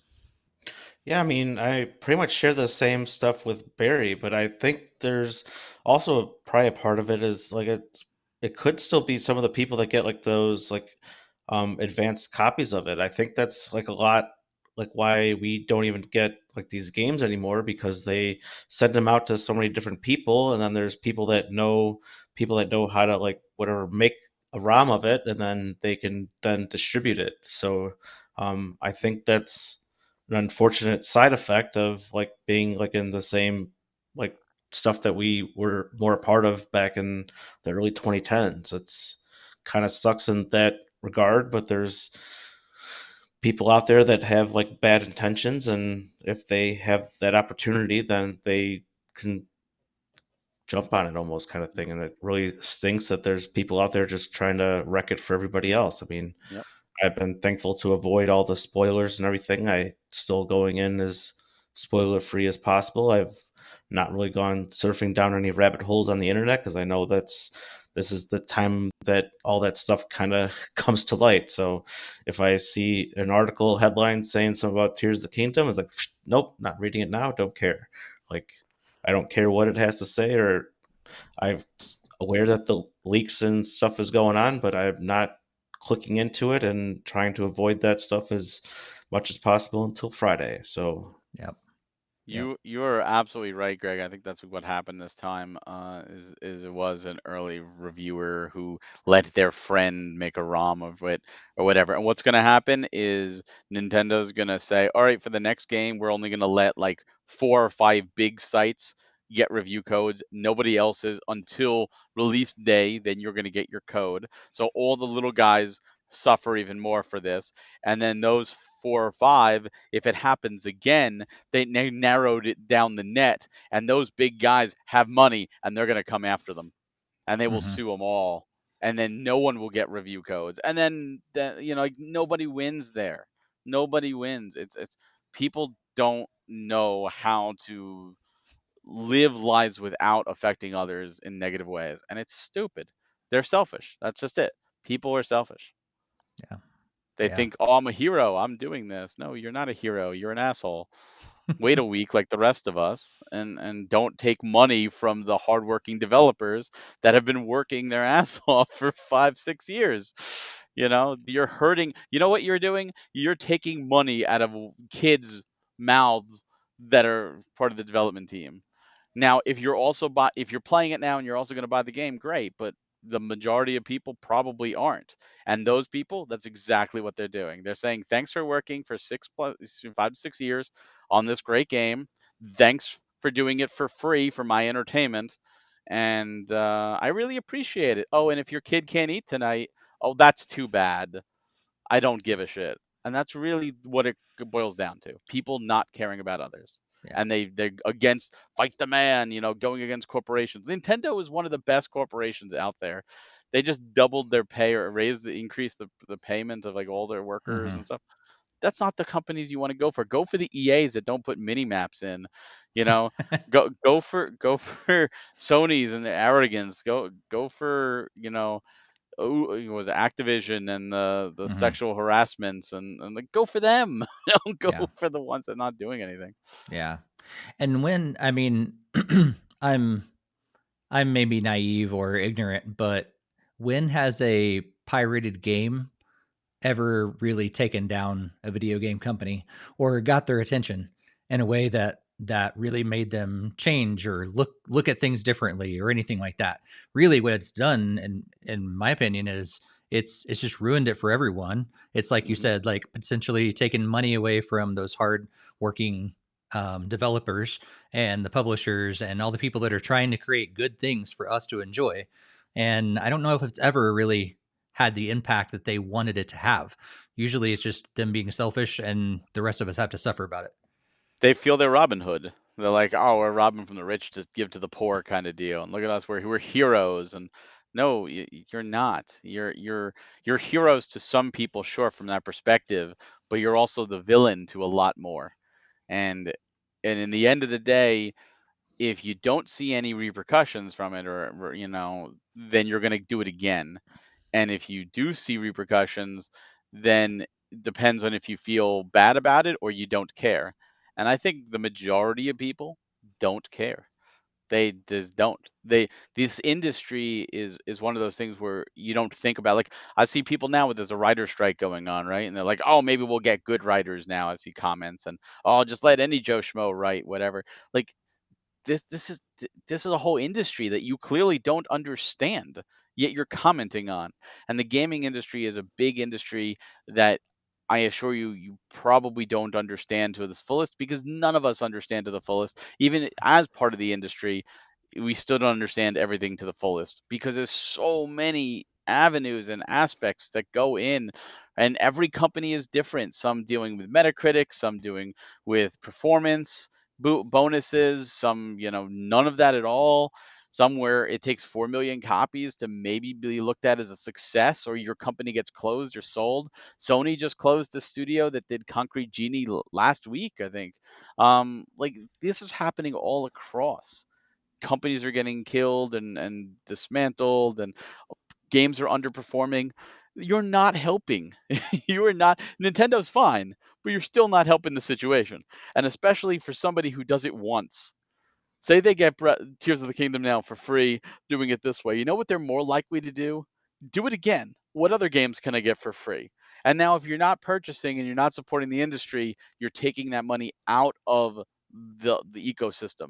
And if enough people do that, the market shrinks. And just because you're one person, you do have an effect. And if the market shrinks, you know what happens? Look at what Sony's doing. Sony's closing these studios. Why? Because they're indie studios and they only want to focus on big AAA games because they don't feel indie games bring in enough money. That's killing a lot of creativity and a lot of jobs because people aren't supporting those games. And if Sony's doing it, other companies will be doing it too. So yes, your actions will have a direct repercussion on the industry as a whole. And I wish people thought about that more. Yep. We'll definitely continue to be careful out there. Avoid the leaks, avoid all of that. And if you've considered possibly pirating a copy of the ROM that's out there, just do yourself a favor. Do all of the gamers a favor. Do the publishers, the developers a favor. Don't do it. Just wait. Just wait until the game comes out, and pay like you should, and enjoy it like the rest of us, and like we were, it was all made to do. It just helps the entire industry, and it hurts it if you don't. Just wait. We've been talking about Zelda. We talked about it for like an hour tonight. There's plenty of other games to play while you wait. For sure. You can give yourself some patience and wait until May 12th until it comes out. This generation, it's all instant gratification thanks to the internet. I know, it's people just don't know what it's like to wait anymore. Like even for TV shows, like the next episode's a whole week away, and now it's like if the whole season's not out there, it's not worth watching right now because it's like I don't want to wait for a week to see what happens next. Yep. And Yep. then people will binge it on day one and then bitch and complain that they have to wait like a year for the next season. It's Yeah. like, well, duh, this stuff doesn't just create it overnight, Like, there's a process this goes through, and it costs Yep. money. Yep. Yeah. And whatever you do, avoid Kotaku because I heard they were not very happy with it, and they decided to publish all the leaks and everything. So just stay off their website. Yeah, they didn't get a code, Yeah. Jinxter said. Which, again, that's acting like babies. So it's like, we didn't get it, so let's spoil it for all these other people. That's how we get more readers and more subscribers. Really? Yeah. This is the type of arrogance I'm talking about. And this Mhm. is in journalism. This is a professional site.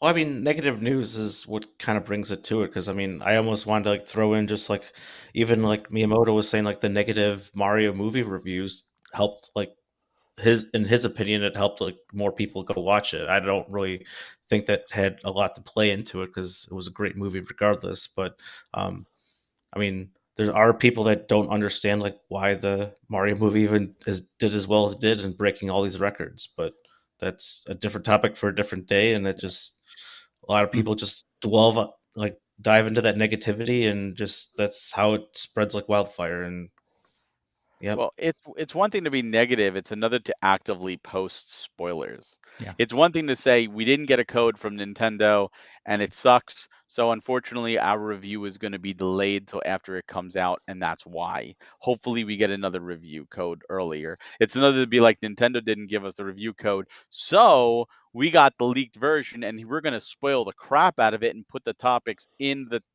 spoilers in the headline to spoil you. So all you innocent readers and supporters of our Right. website, which we thank you for, we're going to ruin your day because Nintendo ruined ours. We're passing it along to you. Please like and subscribe and share with your friends. No. What? No. Yeah. God, people were that's just stupid. ridiculous. Yep. Yeah. Yep. For sure. Well, let's move on because we're going long already. We'll make sure to hit a few other news stories. Eastasiasoft had an event back on May 1st, and we got to check that out. Their late spring 2023 showcase. They showed off 17 games, and all but 2 of them were on the Nintendo Switch.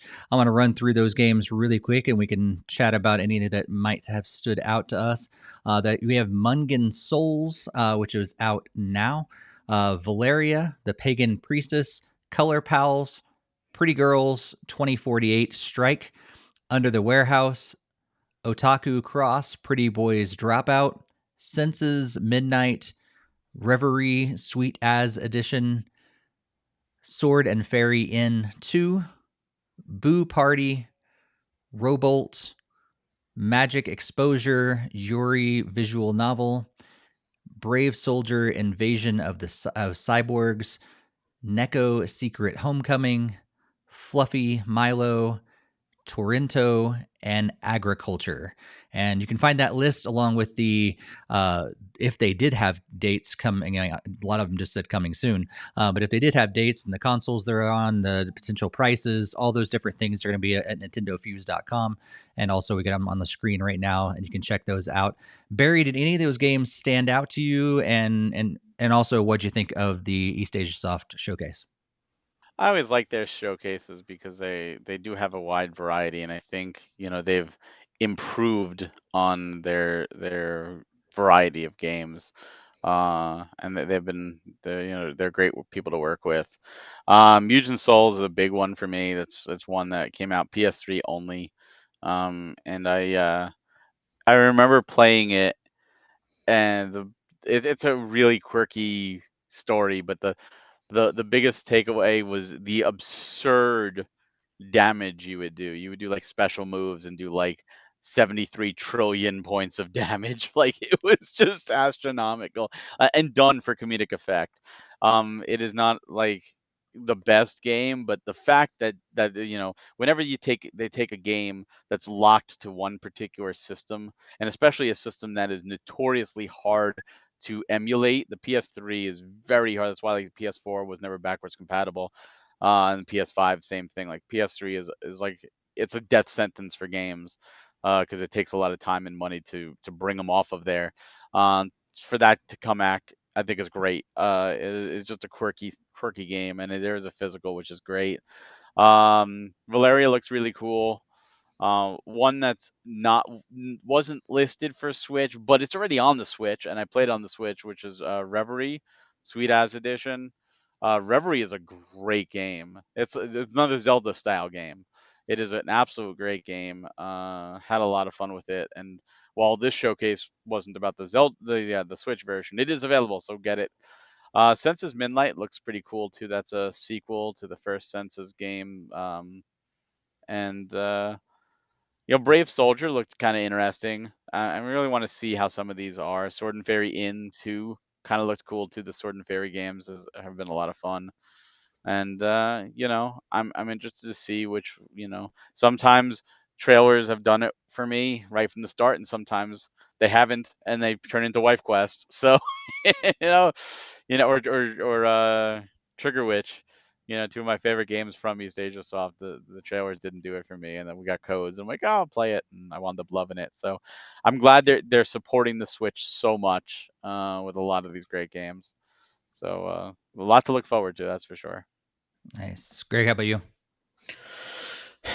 Yeah, I actually missed like the the showcase, but I was kind of scrolling through it while Barry was talking, and the Valoria, the Pagan Priestess, does look like a pretty incredible game. It does kind of give me like some of those Wife Quest kind of vibes to it, and also like the other one you talked about, the Brave Soldier, was another one that kind of had some somewhat similarities, but obviously that one has like guns and stuff where you're actually shooting stuff. So that one also looked pretty decent as well. But I'll probably be taking another like further look and try to make a note to watch like this showcase like tomorrow or something, and probably be writing down some other ones. But just very super brief and just kind of scrolling through. I mean, those two easily just stood out in just a second to the gameplay that I saw, because it's very similar to like other games by Eastasiasoft that I've already liked, like Trigger Witch and like Wife Quest, as Barry stated. So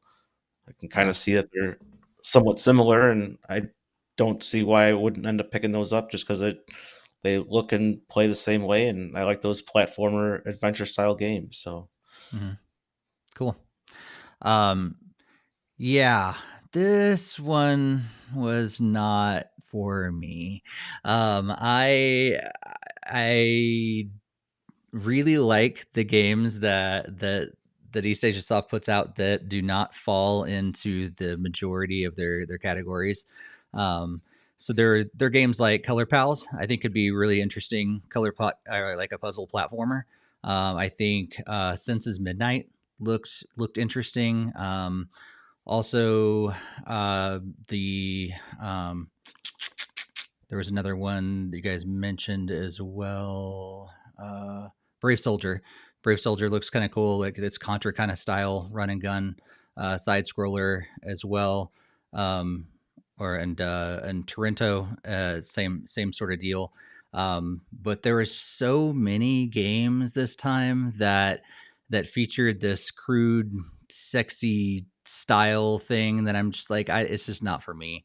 And they're leaning in heavy to that, like over and over and over again. These games that I think I possibly enjoy, and then all of a sudden, like, oh, why did you have to do that? So not for me. It but sells. yeah, I guess so, but not for me. So I think like Moonjin Souls sounded really cool until the Hot Springs mini games. I'm like, why do you have to throw that in there? I guess I could avoid them, but still. And then like the Pretty Girls 2048 Strike. No, I'll just play regular 2048. I don't need, pictures of naked people in my puzzle games. You don't. Or not even real people. They're just cartoons, animated, but whatever. So yeah, I feel like they've just got like 70 to 75% of the games they showed off this time were just along those lines, and I'm just like, Have you played Reverie? Not for me. I have not, but that was another one. So and you said it's like kind of like Zelda, like it reminded me of like Earthbound and Kind of like Zelda: A that Link too. to the Past kind of combined together, which also did look cool. So and I didn't realize that it was already out on Switch, so Yeah, it's already that's on good to Switch. hear. So that was another one that there was probably of the 17 games, I'd say like 4 or 5 of them that I was like, oh, that looks interesting. And the rest of them pretty much all fell in this other category. And they're like, no, thank you. Not at all. Not for me. But you know what? But That's fine yeah, because they cater to one audience, but they still give enough for you and everybody else. yep, yep. That's Yeah, it's not like that's there's real. any shortage of Switch games anyways. So it's like if there's just You 3 or know, 4, that there's plenty there and plenty that will keep you occupied, and like you don't have to play. I mean, they're trying. Obviously, they would love it if you bought all whatever 17 games, but realistically, I don't think there's many people that actually would. Oh. And realistically, if I do want any of those games, I'm going to get them on a review code and not actually buy them. But, but And because then none of them were pirate them for none. the rest of the internet. Well, I won't be prioriting them, but none of them screamed, "Hey, you got to play this game. This looks awesome!" Like put it on your to-do list right away. Sometimes they have those, but not this time. I wasn't that pleased with from a personal opinion on this particular showcase. But you know, you win some, you lose some for different yeah. people. So. Well, let's move on to our headlines. And Greg, how about you kick us off with some unfortunate news?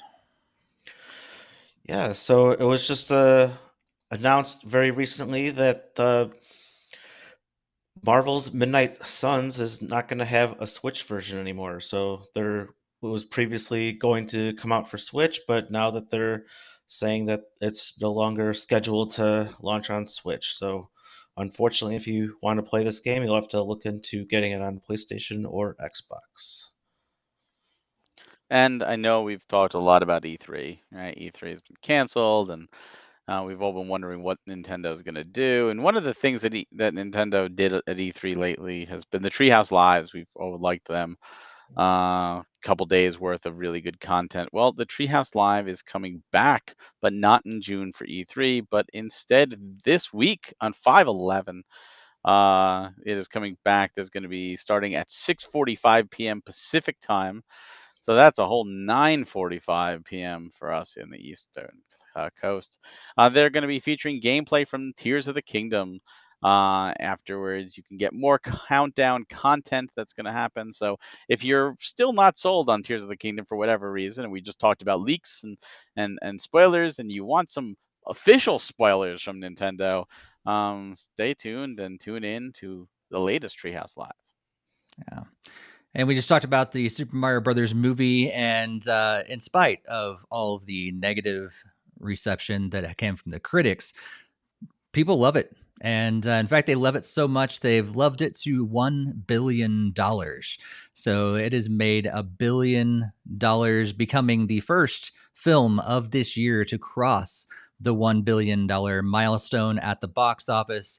It has grossed over 490 million in North America and 532 million internationally, and only the fifth movie of pandemic times to join the $1 billion club. So congratulations, Nintendo and Illumination Studios. Even though the critics don't like you, clearly the public does. And then if you still didn't get enough of all the spoilers and all the upcoming Treehouse Live stuff for Legend of Zelda, anyone that enjoys the app for Snapchat, there's now an exclusive filter that you can use to show that you're happy to see like the countdown before the game launches later this week on Friday. So if you want to check that out, you can download Snapchat and see the filter and have some fun playing around with it and taking some selfies with your other Zelda memorabilia. Nice. Barry, any quick thoughts on any of these stories? It talks about Midnight Suns. I was actually looking forward to that game. It looks like a lot of fun, and I don't know if I was gonna play it on Switch or like PS5 or Series X, but now I'm definitely not playing it on Switch. So I was curious how they were gonna do that anyways, because it seemed like, was this gonna be a cloud version? But it's gone. And that sucks. Just it cuts off an entire market. The Treehouse, I'm not gonna watch it. I'm already sold. I'm going to be doing a midnight launch that night. I don't need to see other people play a game. I really want to see and play an hour or two before I get to play it. So no, I'm not going to do that. But I'm glad they're still keeping the Treehouse Live alive. As for the Mario movie, congratulations. That's amazing that it crossed the 1 billion mark. That, and Nintendo has stated there are going to be more movies because of this, and I'm so happy we're getting the polar opposite of 1993. So keep it up. That's great. And yeah, I saw that Snapchat thing right before we did the podcast.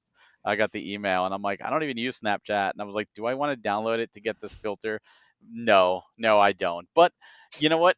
Nintendo's doing something trendy. So good for you, Nintendo. And coming into what, 2020, or when did Snapchat come out? 2021 or whatever Like it came out. 2013. Well, Snapchat's that old. Oh, look at me. I'm really that hip. Welcome to 2013 along with me, Nintendo. Now Barry's time traveling now, apparently.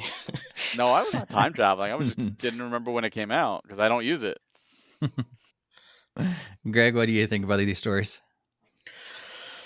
I mean, it obviously stinks for fans of like Marvel's Midnight, but I mean, I wasn't really on my radar to get. I'm not super huge into Marvel, but that obviously really sucks for people that really wanted a Switch version.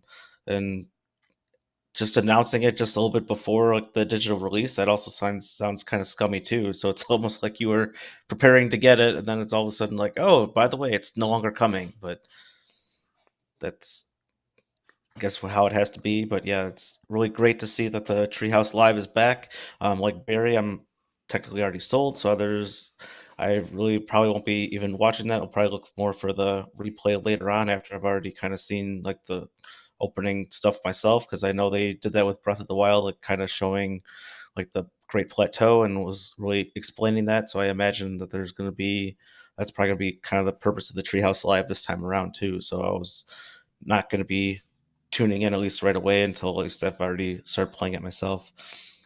And excellent news for the Mario movie. I mean, I've been trying to sell as many people as I can, saying it's a really great movie, and had some friends going to go see it, and their kids absolutely love it. And then I actually found like they were going to be going to see like the Nintendo World in Hollywood, so that's pretty awesome there too. So it's excellent news for Nintendo, and hopefully they get some more movies coming out and teasers and stuff. There's lots of great stuff to pull on. Uh, I mean, I do have Snapchat, but I don't actively regularly use it or anything. I might lucky if I even open it up like once a month, if that. But I didn't know that was coming. But I'll probably be at least trying to check it out at some point, probably before Friday, just to see what it is and whatnot. But usually those things are always so limited, and they disappear before you know it. So that also kind of stinks. Yeah. I checked it out earlier today, and it's basically just a countdown on the left side of the screen, and you can take a photo or a selfie or a video, and it has the countdown clock next to you. And I think it's kind of like a haze sort of thing that like looks Zelda like, and that's about it. But it's just a way for them to you give them free marketing in your photos basically. But that's how a lot of that stuff is, though. I mean, for the different brands and stuff. So yeah. Mario movie is the most exciting thing for me as well. Midnight Suns, I thought I was going to enjoy, and then when they started talking about the type of gameplay it was going to be, it's not my type of a game. Even though I really love Marvel stuff, but so I'm not that bummed that it's not coming out on Switch. It's disappointing, but yeah, I wasn't planning on playing it anyway. And yeah, Treehouse Live. That's it's unfortunate but fortunate at the same time. Like, I don't know, I'm not gonna watch it. I've got something else going on at the same time, but like you, Greg, I'll probably check it out later, like after I played that, and like maybe they'll tell me something that I missed along the way, and then I can go back and get it or something like that. But it'd be fun. I love the Treehouse stuff, but I'm gonna try to stay away from spoilers and all that stuff this time. Yeah, I mean, the main difference is when they were showing off like Breath of the Wild in 2016, it was like that was like our first look at it, like when they were really like announcing that kind of stuff. So now that it's literally just like 2 days before, I don't really have to watch it. I mean, I've been sold on it since that very first trailer, like 2-3 years ago now. So Yep. It's Yep. Well, before we jump into what games are going to be coming out over the next couple of weeks, just a quick reminder: if you have never followed us on your favorite podcast app or on YouTube, be sure to do that. Hit that bell on YouTube to be alerted every time we go live. You can also follow us over on social media. We are at NintendoFuse on Twitter, and we would love for you to also join us on our Discord and connect with other gamers over there. We just love talking about video games and life and everything else. And so the link is on the screen, but also on our show notes and the YouTube description. You can find all that stuff. And we would love for you guys to join us. But let's look ahead over the next couple of weeks. Our next podcast is going to be recorded live on May 22nd, 2022 or 2023. There we go. I'm time traveling again. But 2023. And we're going to, talk mostly about Zelda on that episode, which is coming out of this next couple of weeks. But also we have Garden Simulator that's coming out on May 10th. TT Isle of Man Ride on the Edge 3 is coming out on May 11th. Family Night Fun is coming out on May 12th. The Legend of Zelda Tears of the Kingdom on May 12th. Lego 2K Drive on May 16th. And Winter's Wish Spirits of Edo also on May 18th. And lots of other games that you will see in the video version scrolling on the screen thanks to Metacritic's site. But maybe of those games, we know we're all playing Zelda. Anything else we're going to be playing over the next couple weeks, Barry? For me, I'm probably going to do a little Trinity Trigger bonus stuff, like the post game stuff. Go back to that. There was also, I might go back to Xenoblade 3 because when you beat Future Redeemed, you unlock some new fights where you can get some final jobs in the base game, just for like filler time, I should say, beforehand. But in terms of games, Pokemon Unite, playing that. I'm keeping it really light until Zelda. Of course, Zelda's going to be the big thing. I just got a book. I might be reading a book during it. I mean, shocker, I know, but Life is Strange put out a book, Steph's story. Stephanie from Before the Storm and True Colors.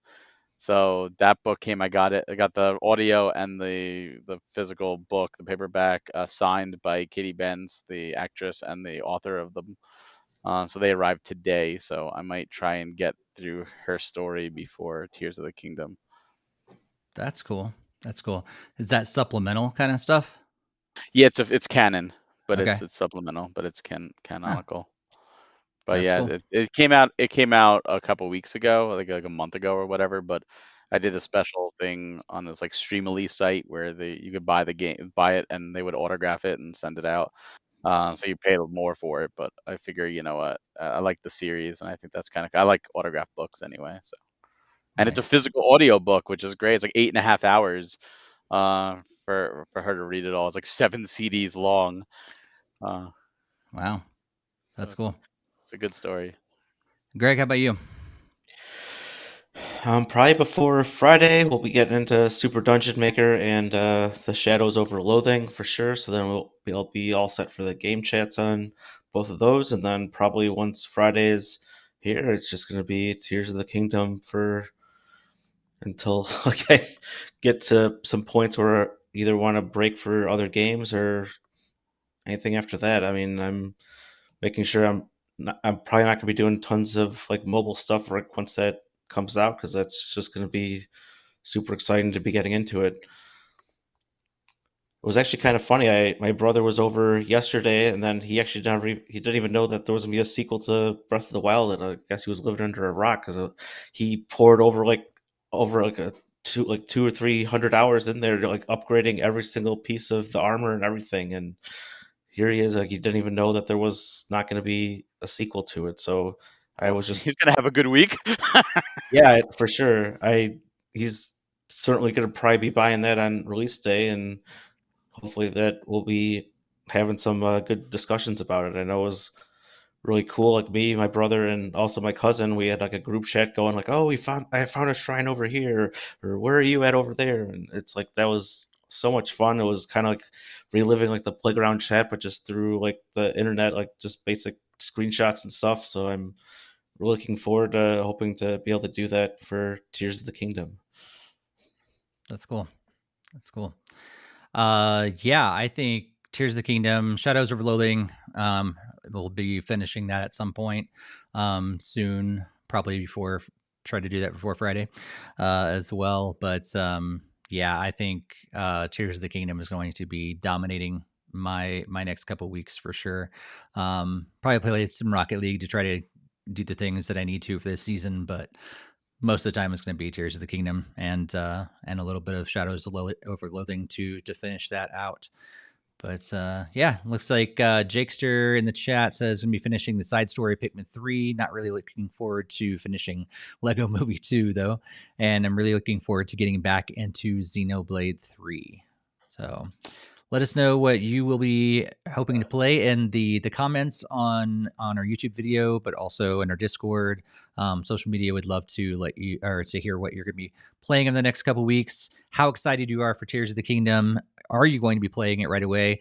Probably just a heads up, I guess. If I mean, we'd love for you guys to be here for our episodes and listen and watch and all that stuff. But if you are not planning on getting Tears of the Kingdom, and if you don't want to be spoiled at all, you probably want to skip next episode because we're going to be talking a lot about Tears of the Kingdom. We'd love to have you here, but just a heads up that is going to be probably a good chunk of what we talk about on the next episode. Maybe Barry will finish it. I don't know. Greg and I probably won't. But Barry might be chugging through and actually finish the game in 2 weeks. But I actually have a deadline to finish it because Final Fantasy 16 is coming out next month. So my goal is to finish that before 16. Nice. I'll be playing on it for the next probably 2 months at least. But Barry's gonna knock it out in a week. I already told my wife, like, when that game comes out, like, there's certain series that she knows, like, she loses me for a bit, and that's definitely one of them. Just at least it's before your due date. That's another reason I'm going with that and Final Fantasy 16 and Tales of Treasures of Reverie, like bang bang bang, like 3 big RPGs. Like I was like, I got a deadline with the due date, so I'm like, I'm trying here. It's 72 hours remain. It's Majora's Mask in real life. That's right. That's right. Oh, anything else going on, Barry? I know you've been on a lot of podcasts recently. Yeah, I've been making the circuit, hanging out with some really cool people. Just had to quit the build, go up last week. Got Game Deflator. Oh no, Classic Gaming Brothers is this week.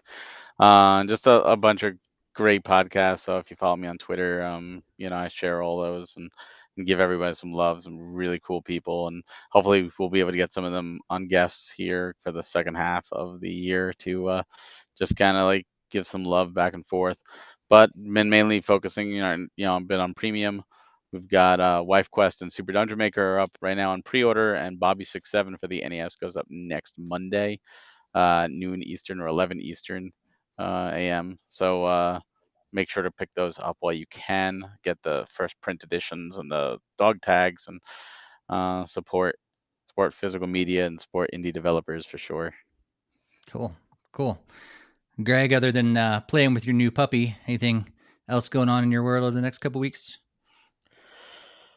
Yeah, the next couple of weeks will probably be a little bit more laid back, as like it's a lot more like the summer's time is starting to come up and everything like that. So like this obviously took a lot of my time this last week because she's pretty much needs to sleep like for so many hours of the day still because she's so small. So yeah, at some point she just wanted to be lifted up, and then she just kind of fell asleep on me. And depending on how I keep adjusting myself, then she keeps like either moving her head up toward like more on camera, or like it's just been like it's. Nice. You're lucky. Mine don't sleep. Like they sleep, but when you pick them up, they would want to move, and you can't hold them. They just like, oh, I want to see this. I want to see this. Like they're moving a mile a minute. They just want to run. I'm like, no, just stay here and relax on the couch. Okay, you're gone. Bye. Probably just a difference in breeds. I mean, this is just like a Hey. 100% dachshund, and Yep. I don't know. Like Yeah. like when I got her, they said like, oh, it's like 30 minutes of activity, and then it's gonna be like 2-3 hours of rest. So it's Hmm. been kind of Yeah. stable like that for most of the days. I mean, it kind of stinks like when she wants to be active and play, but like I had the squeaks going on earlier, and now it's like she's just been super quiet. You hadn't even really known what she was up to unless she poked her head up on into within the camera range. But yeah, Nice. Nice. Well, I'll be traveling and hopefully playing some Zelda Tears of the Kingdom while I'm traveling. And yeah, that'd be fun. Yeah, you're And coming up by me. I am. I'm going heading up to New England to visit some people for just a couple days. It'd be a short trip, but yeah. So unfortunately, I probably won't have enough time. Nor do I have a car while I'm there. I'm kind of relying on other people for transportation. So there's no way I could get down to New York or New Jersey. But I will be close for a few days, For a few and days. one of these days we'll actually we'll head back out to the East Coast to visit. This is a little more work focused, but yeah, eventually I'll head out there and be able to see the what's it, the reader whatever 2 thing, and that has the Zelda game. I'll see it in Oh, person. Barcode Battler 2. Barcode Battler, yeah. Yeah, and see the Satellaview or whatever thing in person too, and yeah, get to visit the Berry Museum. So, yeah, one of these days. yeah. But I'd also like to get out by Barry at some point and see the Barry Museum as well too. so we're just going to do a meetup at Barry's house Yeah. at some point. Okay. Well, you gotta go to Nintendo New York too. I know Greg Yeah. hasn't been there yet. Yeah, that's fun. It's fun. You get to see the Mario shoes for a Yeah, little I did bit. not go. They did something with Tears of the Kingdom, like a midnight launch or something. You had to get tickets, and it Hmm. was like an hour and a half. The site kept crashing, and friends Oh of wow. mine actually got tickets. Hmm. Hmm. Jared got tickets. Oh, So cool. Cool. but Oh, it's speaking insane. of tickets, we forgot to mention this. Like, I don't know if anybody listens this far to the end, but the Nintendo Live thing, they did tell that you can now register for tickets and everything now too. So, Oh, I didn't know. so if you are a Nintendo's, My Nintendo, is that what it's called now? They've Yeah, changed the name of that thing so much. My Nintendo member, then you can sign up for get tickets. I think it's like a lottery sort of thing. You can only go one day, and if you're at PAX, you can also possibly go, but it's the same time and all these other things. So, yeah, it's definitely. I think it's free. It seems like it is free, but you have to register, and then they'll tell you which day you can go. So I don't really only understand. lived in the area, but Yeah, yeah, definitely not heading up to Seattle just for that. But if you are in the area, or if you're going there already for PAX West, make sure you check that out. So, well, that brings us to the end of episode 271. Like we said, we'll be back live on May 22nd with our next episode, mostly talking about Tears of the Kingdom. But until then, happy gaming, everybody. have a good one. See you next time.